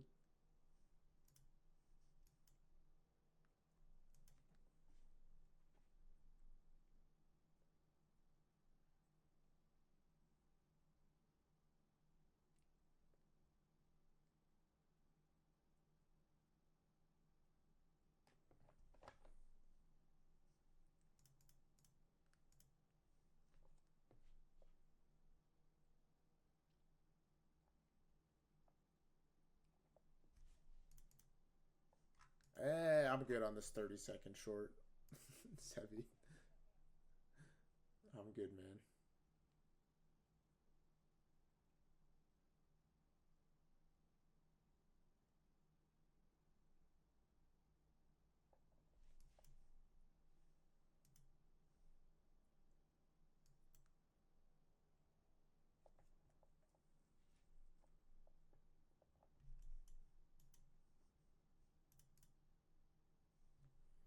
All right, minute and a half here before this 3-minute gap closes.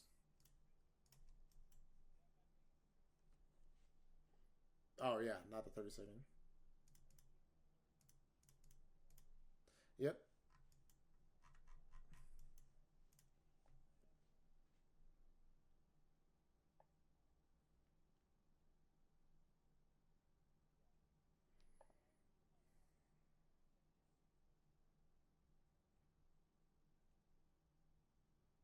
W.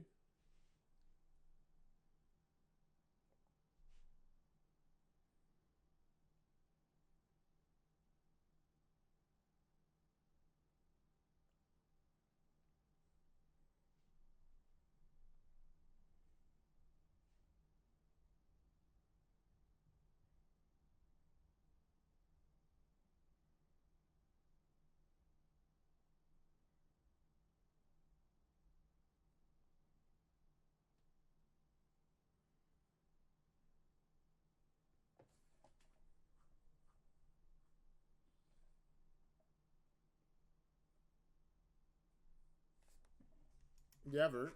I think so. I mean, just go break even at the 5-minute there.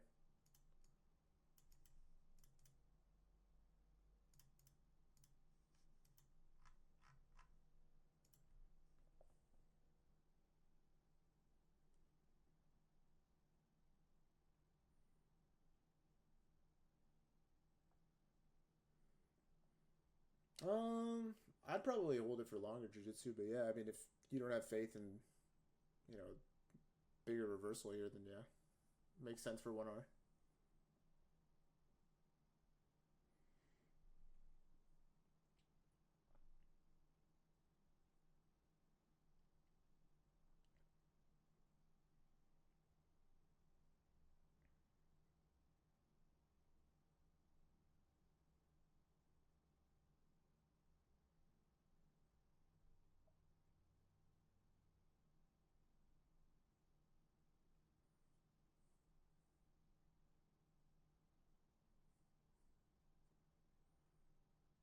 Okay, Zevi. Is that the 30-second?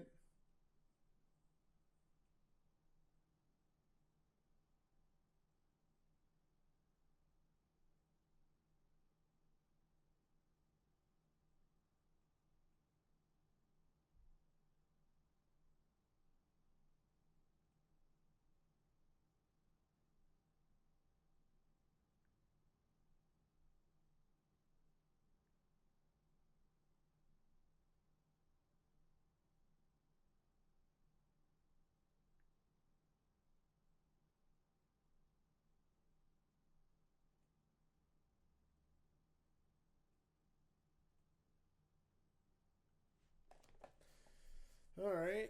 1.5 more minutes left here.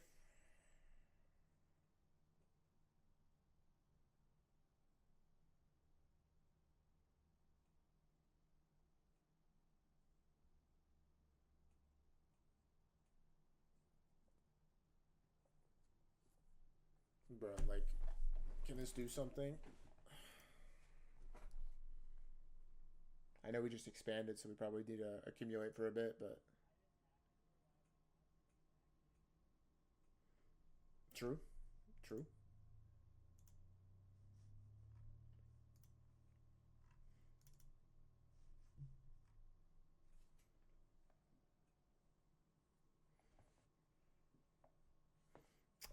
I'm gonna pull a dodgy classic and just TP all at, like, I don't know. I was thinking 0.2 R. I'm not trying to be too greedy, so.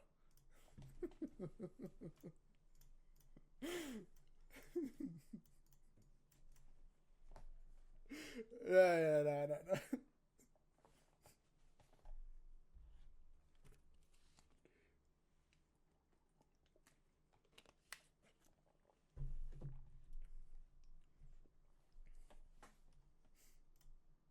Well, no 3 minute.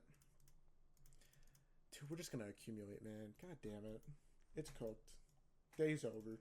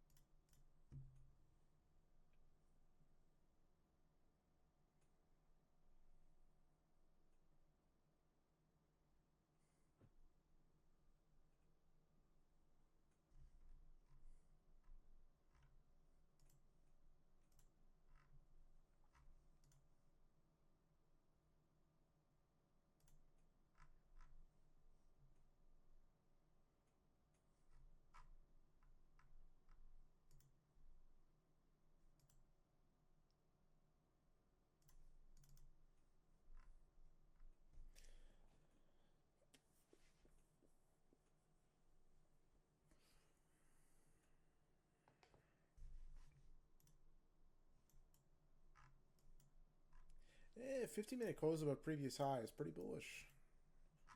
Definitely could be going for the daily Sibby here.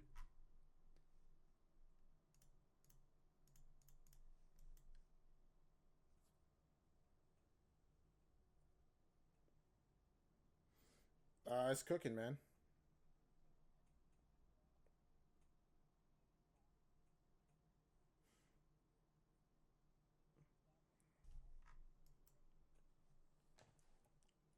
Hey, check the limit orders I just added too. I'm thinking about pulling a Mithy here.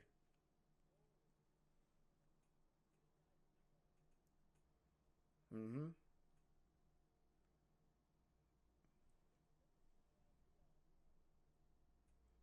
Yep. All of us.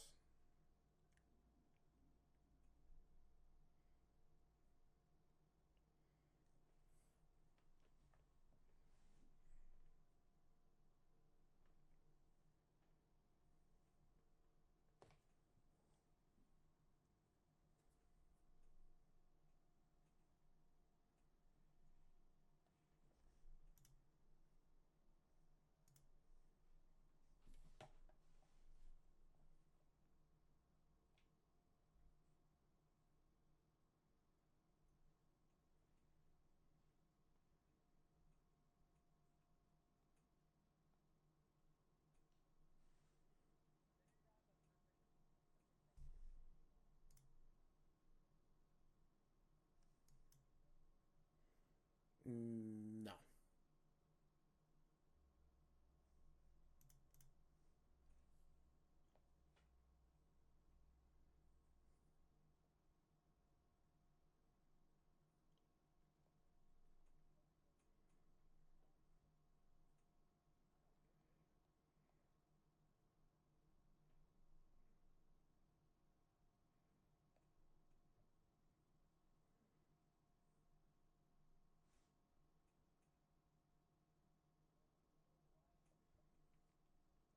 Hell yeah. Just move my stop to break even.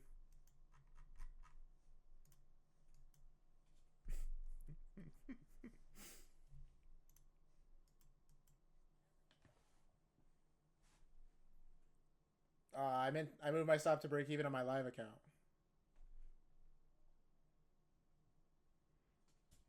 Yeah.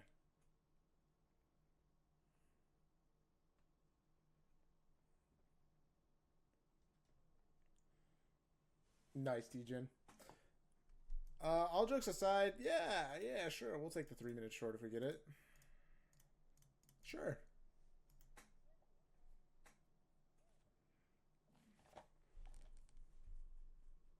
All right.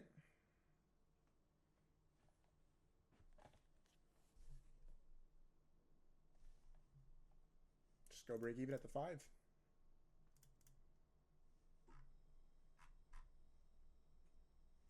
Why not?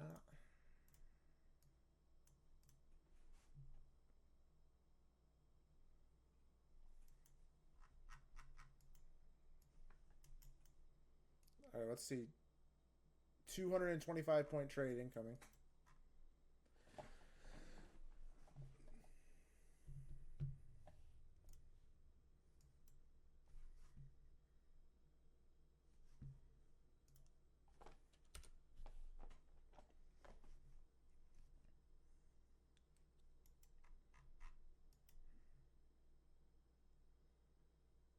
Uh, 731.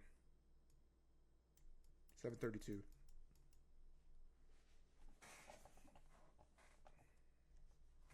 We'll take first TP at previous hourly low. So like, I don't know, 821. Unless we hit the 5 minute. No. We hit the 5 minute. All right, it's invalid. Great.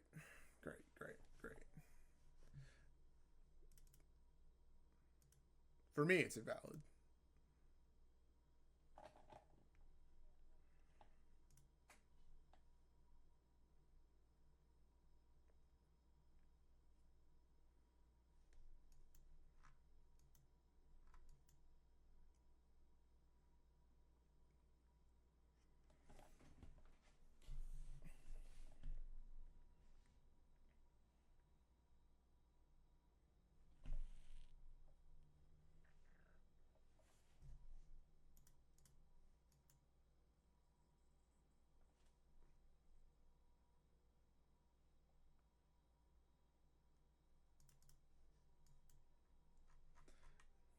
Nice.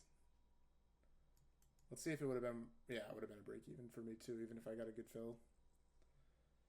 So.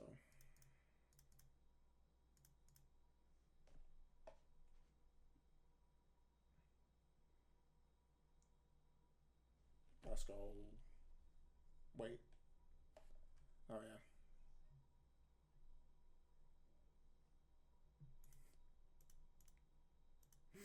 Nice. The classic.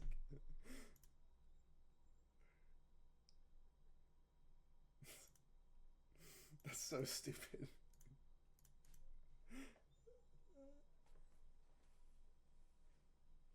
Just don't take the trade.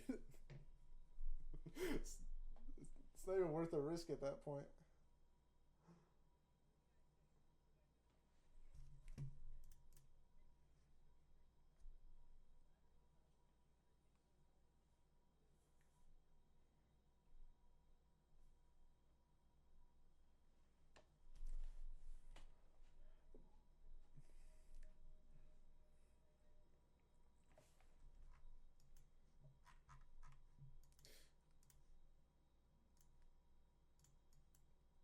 Yeah, order flow is just still bullshit.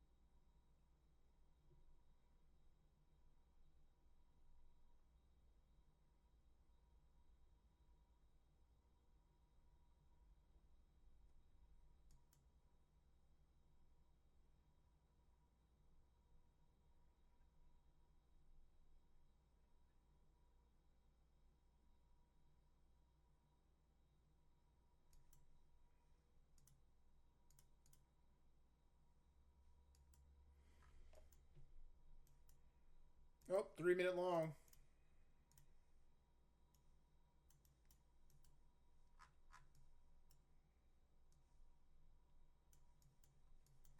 We're all taking this, right, guys? All of us. Longing after high a day.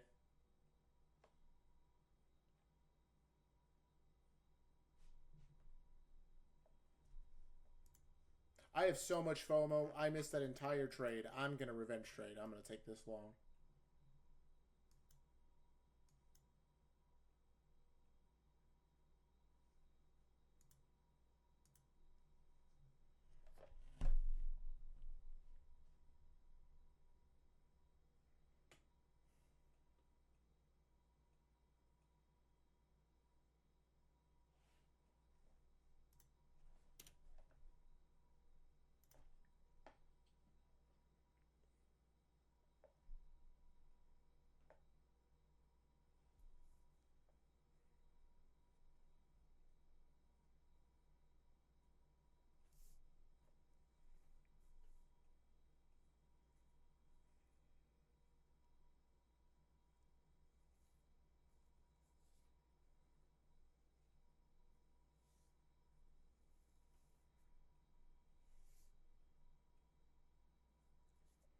Yeah, we can hear you.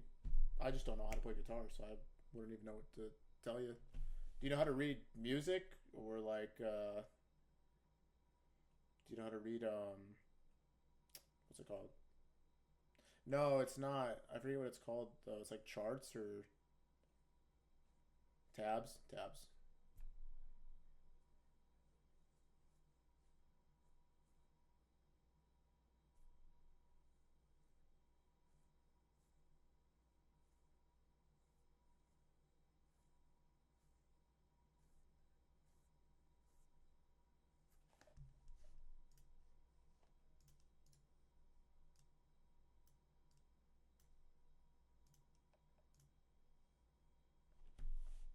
Yeah.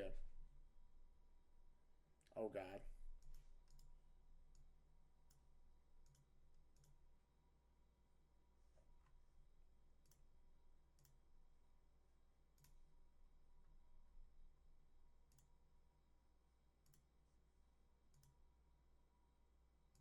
It's like this.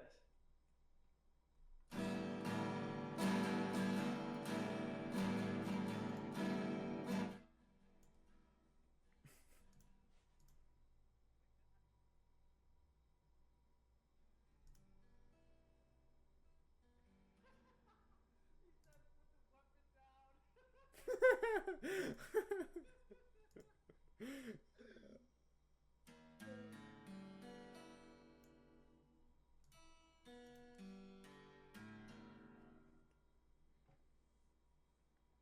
Bro, how do I play it?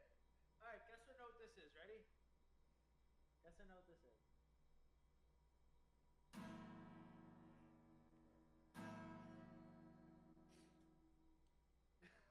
Okay.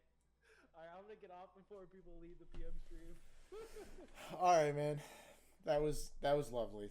What a great intermission. By the way, for those of you that thought I was serious about taking this 3 minute trade, I feel like you got a lot to learn. I'm never gonna long after Hive days been swept. However, if we get a short setup here, I mean, maybe I'll take that. I'd like to see a retrace maybe. Um, After sweeping on high a day, so we'll see. There's like a 30-second that sent price higher here, so maybe if we inverse this BPR, we'll see the low get hit, and then we'll go from there.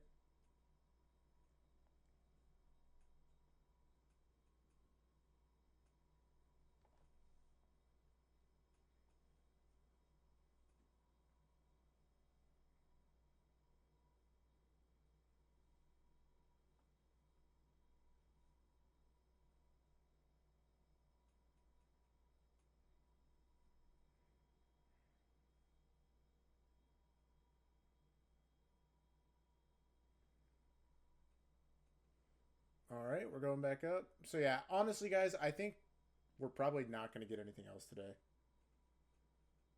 But I'm gonna just hang out here until 4, and we'll see if price does something. Maybe we end up getting this 3-minute long here and we can watch that play out. I mean, I'm not going to take it, but I guess it makes sense. I don't know if I regret not taking this 5-minute or not. I don't think I do. Like, I think to me, I just couldn't really get a feel for price at all. And then once we inverse this 5-minute, I was pretty confident we'd go for the high, but like this, like, I don't know. I just when we have conflicting draws like that, it's really hard for me to like feel confident about anything. Yeah, I have one more question. Electron, if I already tune my guitar, and I don't touch it for like a week, will I have to retune it? Like, why would I have to retune it? Why though? Tension. How does it change?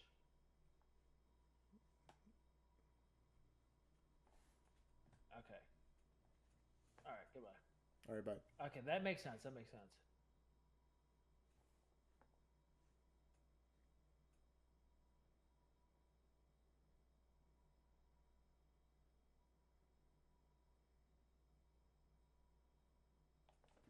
Like the tension in the strings gets released over time, right? Okay.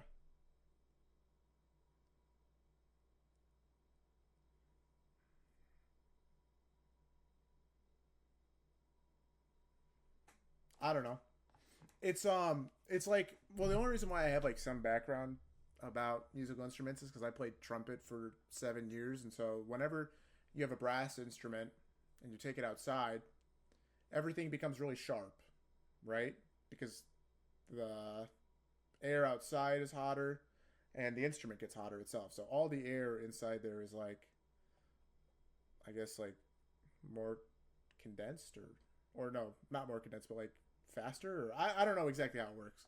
Basically, it makes the the instrument go sharp, and so you have to tune by adjusting the length of the pipes in the trumpet to whatever your correct in tune um, setting is, right? And so we would uh we would march in like parades in the winter, and it would be like 35 degrees or like 40 degrees. And so in that scenario, your instrument goes very flat. And so you can only condense your tuning so much until a point where like it's just going to sound flat. And so that was pretty common. That, and like, obviously you're marching, and so everyone's kind of, it just does not sound good ever. Like, you're very lucky if you're like a really good marching band that like plays in a parade. You have a really good band director behind that, but I don't know. In the winter, at least. During the summer, it's a little bit easier. You can get a better idea of a tune.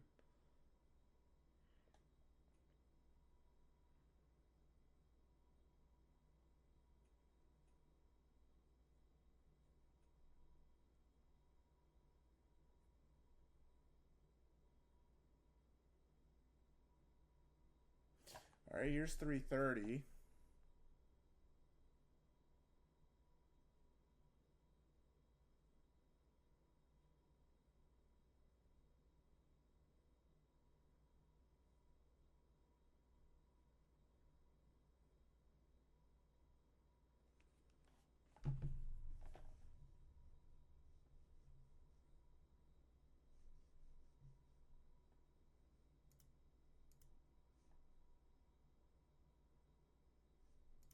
Why wasn't the 30-second at 305 good enough?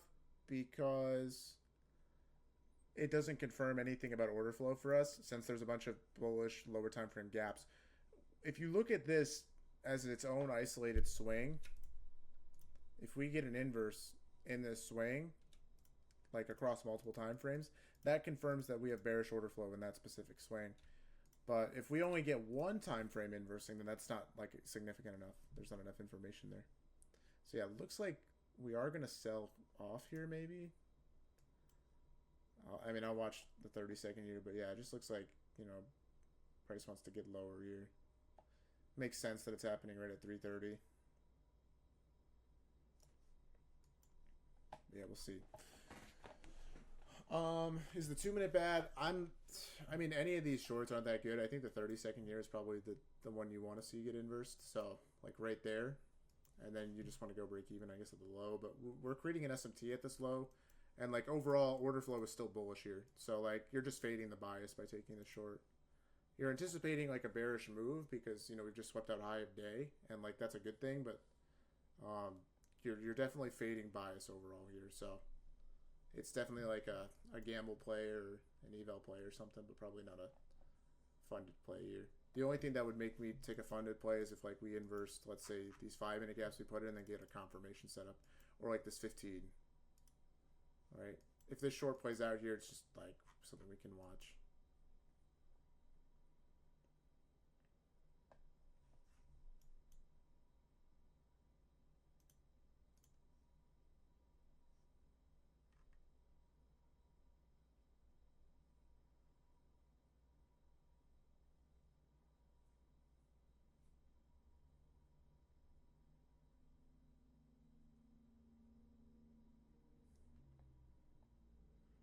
If the S&T wasn't there, would it still be bad? Um, it still wouldn't be great. No, I mean this gap just isn't obvious enough. I mean, if we go through, let's think here: bias, momentum, time model. We don't have bias. Momentum here's good. Time's good. We don't have the model. We don't really have a liquidity sweep here, so we're missing two key components, and we need bias, and we just don't have it. So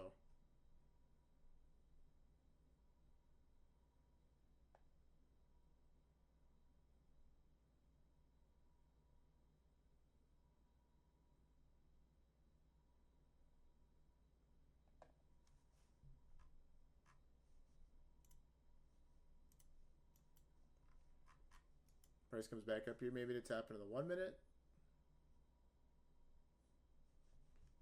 And then yeah, for the short, you'd include the 1 minute inception gap, obviously, but I'm not in it, so we'll just watch it.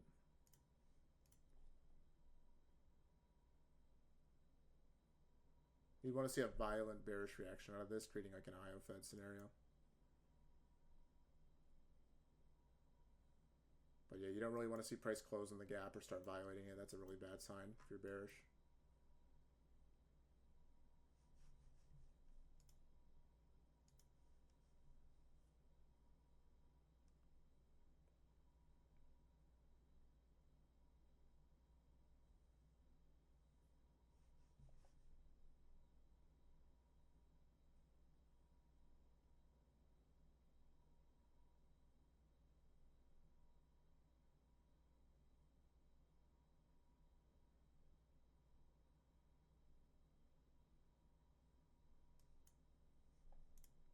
No 2 minute gap. We just kind of formed one, but it's pretty small. So we're left with a 30-second and a 1 minute here.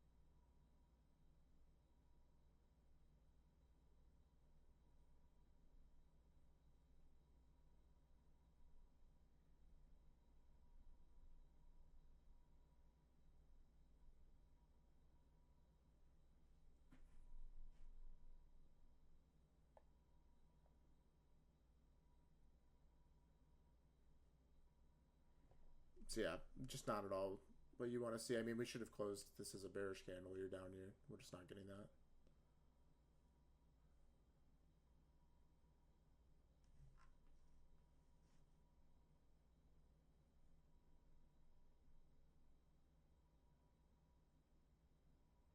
Okay.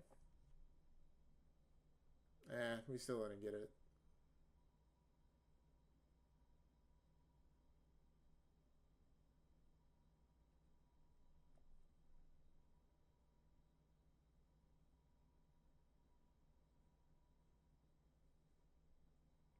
Okay. It's good.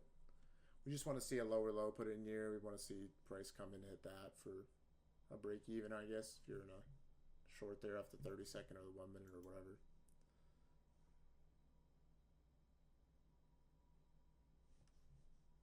Made a lower low. Hopefully we close through it.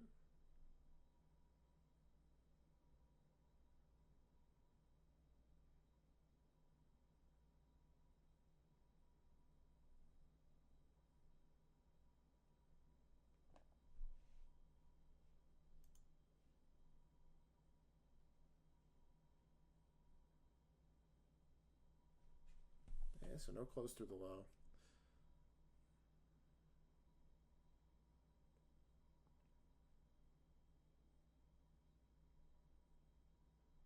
Okay.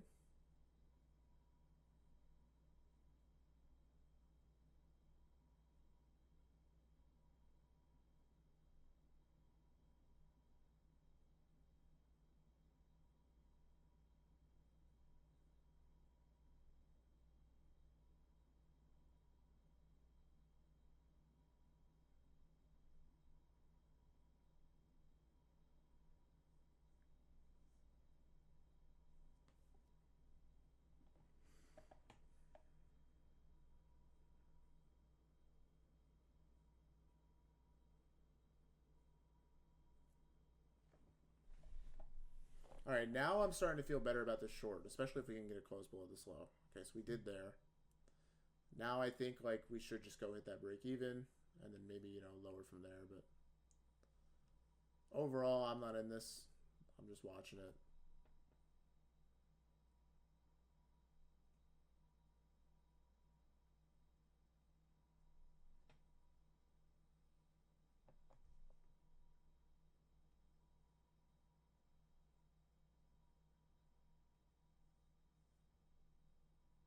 All right, TV.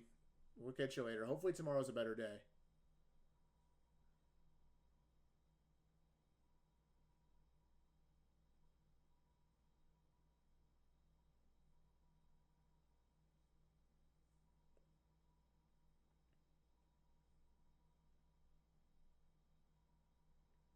Oh, okay. I got you. I got you. Alrighty. Well, then, yeah, we'll catch you Thursday.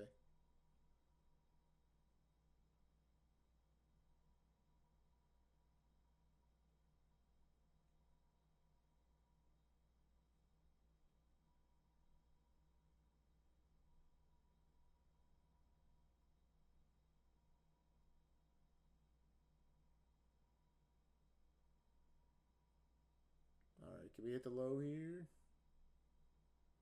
All right, cool. There's the low hit.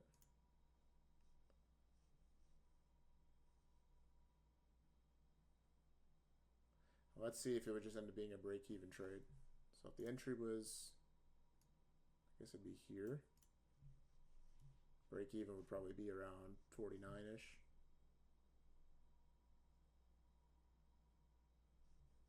So yeah, based on that reaction, looks like it'll probably be a break-even trade.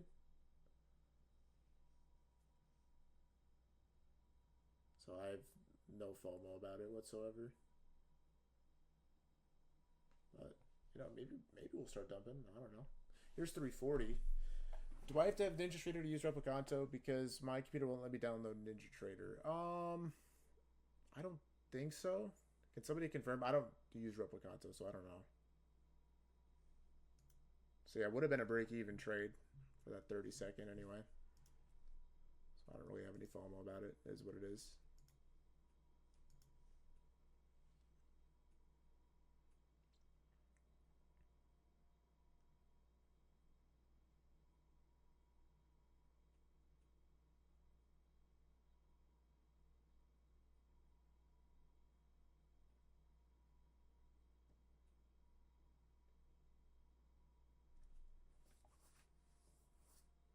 All right, Baker. We'll see you tomorrow. Yeah, I do profitable. Yeah.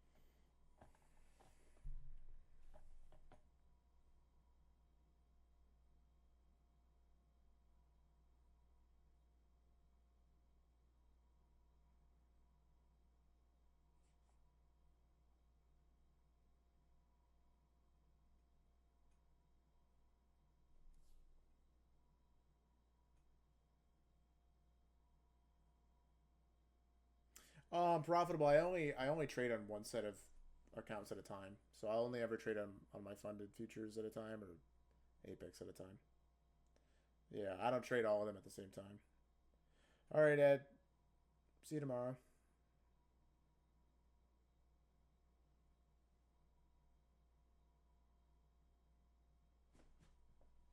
Maybe 350 will accelerate us lower here. You could definitely see maybe previous hourly low if we really want to go for it.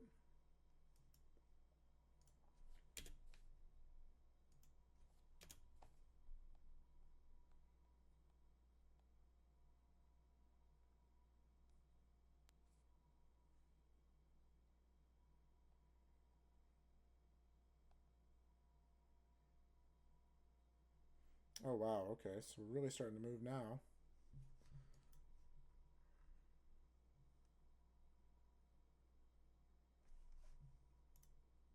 So you tapped into a 15-minute here. Do we have a 50% level maybe? Oh yeah, just below there. Okay.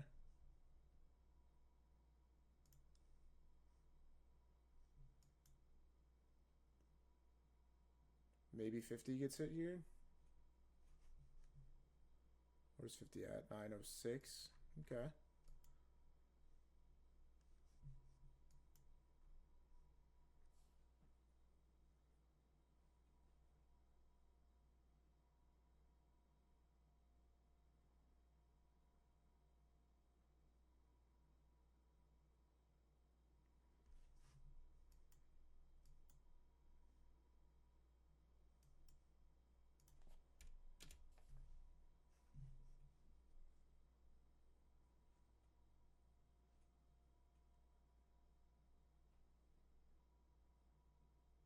Would I consider the 5-minute short? No, because you're shorting into a 15-minute gap. It'd have to be a confirmation setup. Where we get a move back up and then a short. I can't just short off that side of the curve because of all those inefficiencies in the way.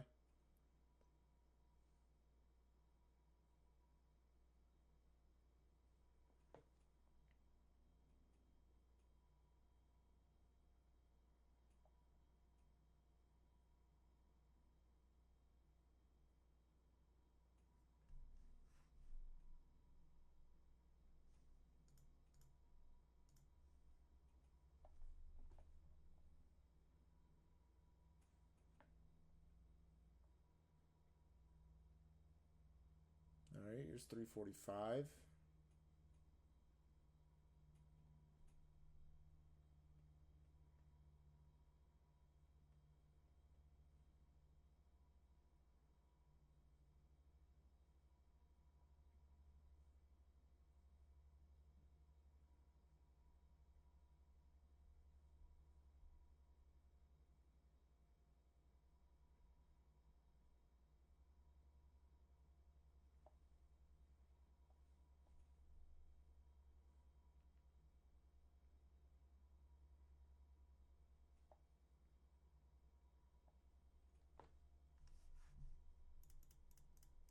Let's take a look at the 1 minute here. I guess we have this 1 minute gap that's still being respected. But overall, I don't think it's really going to matter. I mean, 350 is going to be its own beast and do whatever it wants. So we got another 4.5 minutes before 350 here.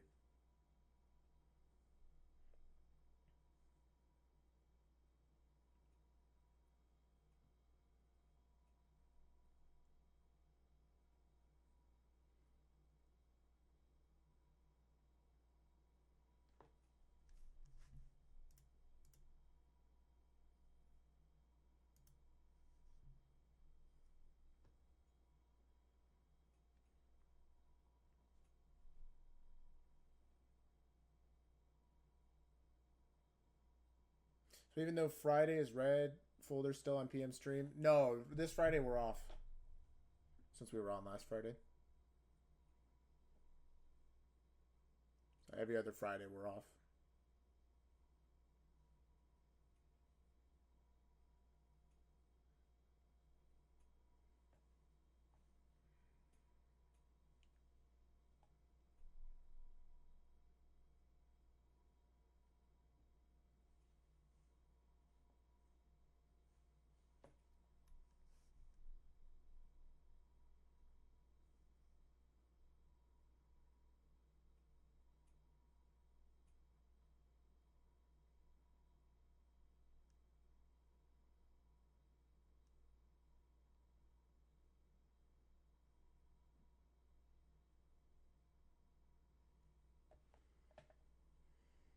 Okay, so 1 minute ended up being respected there.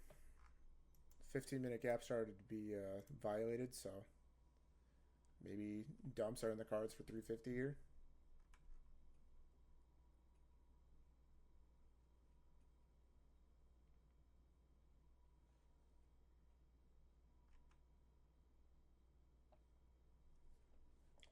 Trade boy, I would just buy a new account in that scenario, unless the reset's cheaper. But yeah, I don't know. I mean, if you can buy a reset using my code, then yeah, I guess that would count as an entry.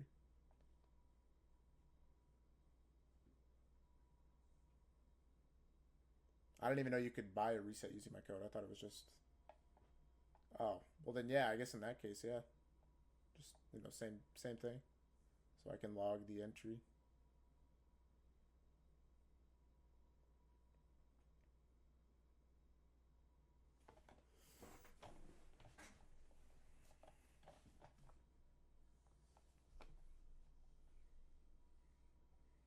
All right, 2 more minutes till 350.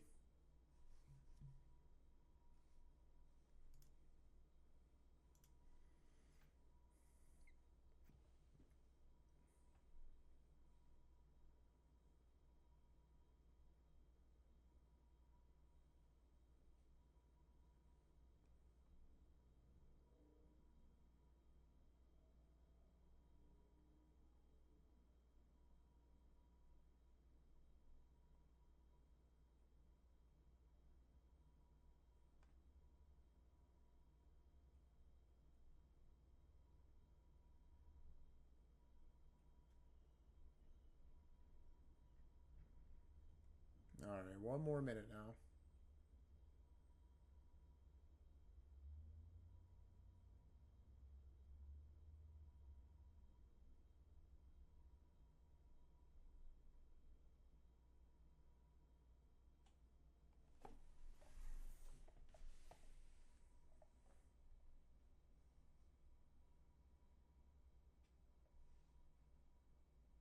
What could possibly happen to form a setup? Nothing. We're just watching charts at this point. I'm just trying to answer questions when I can. But I mean, maybe we see a dump at 350 and we chase on an eval.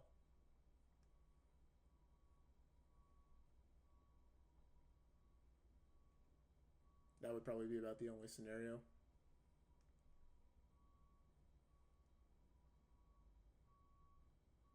Five seconds.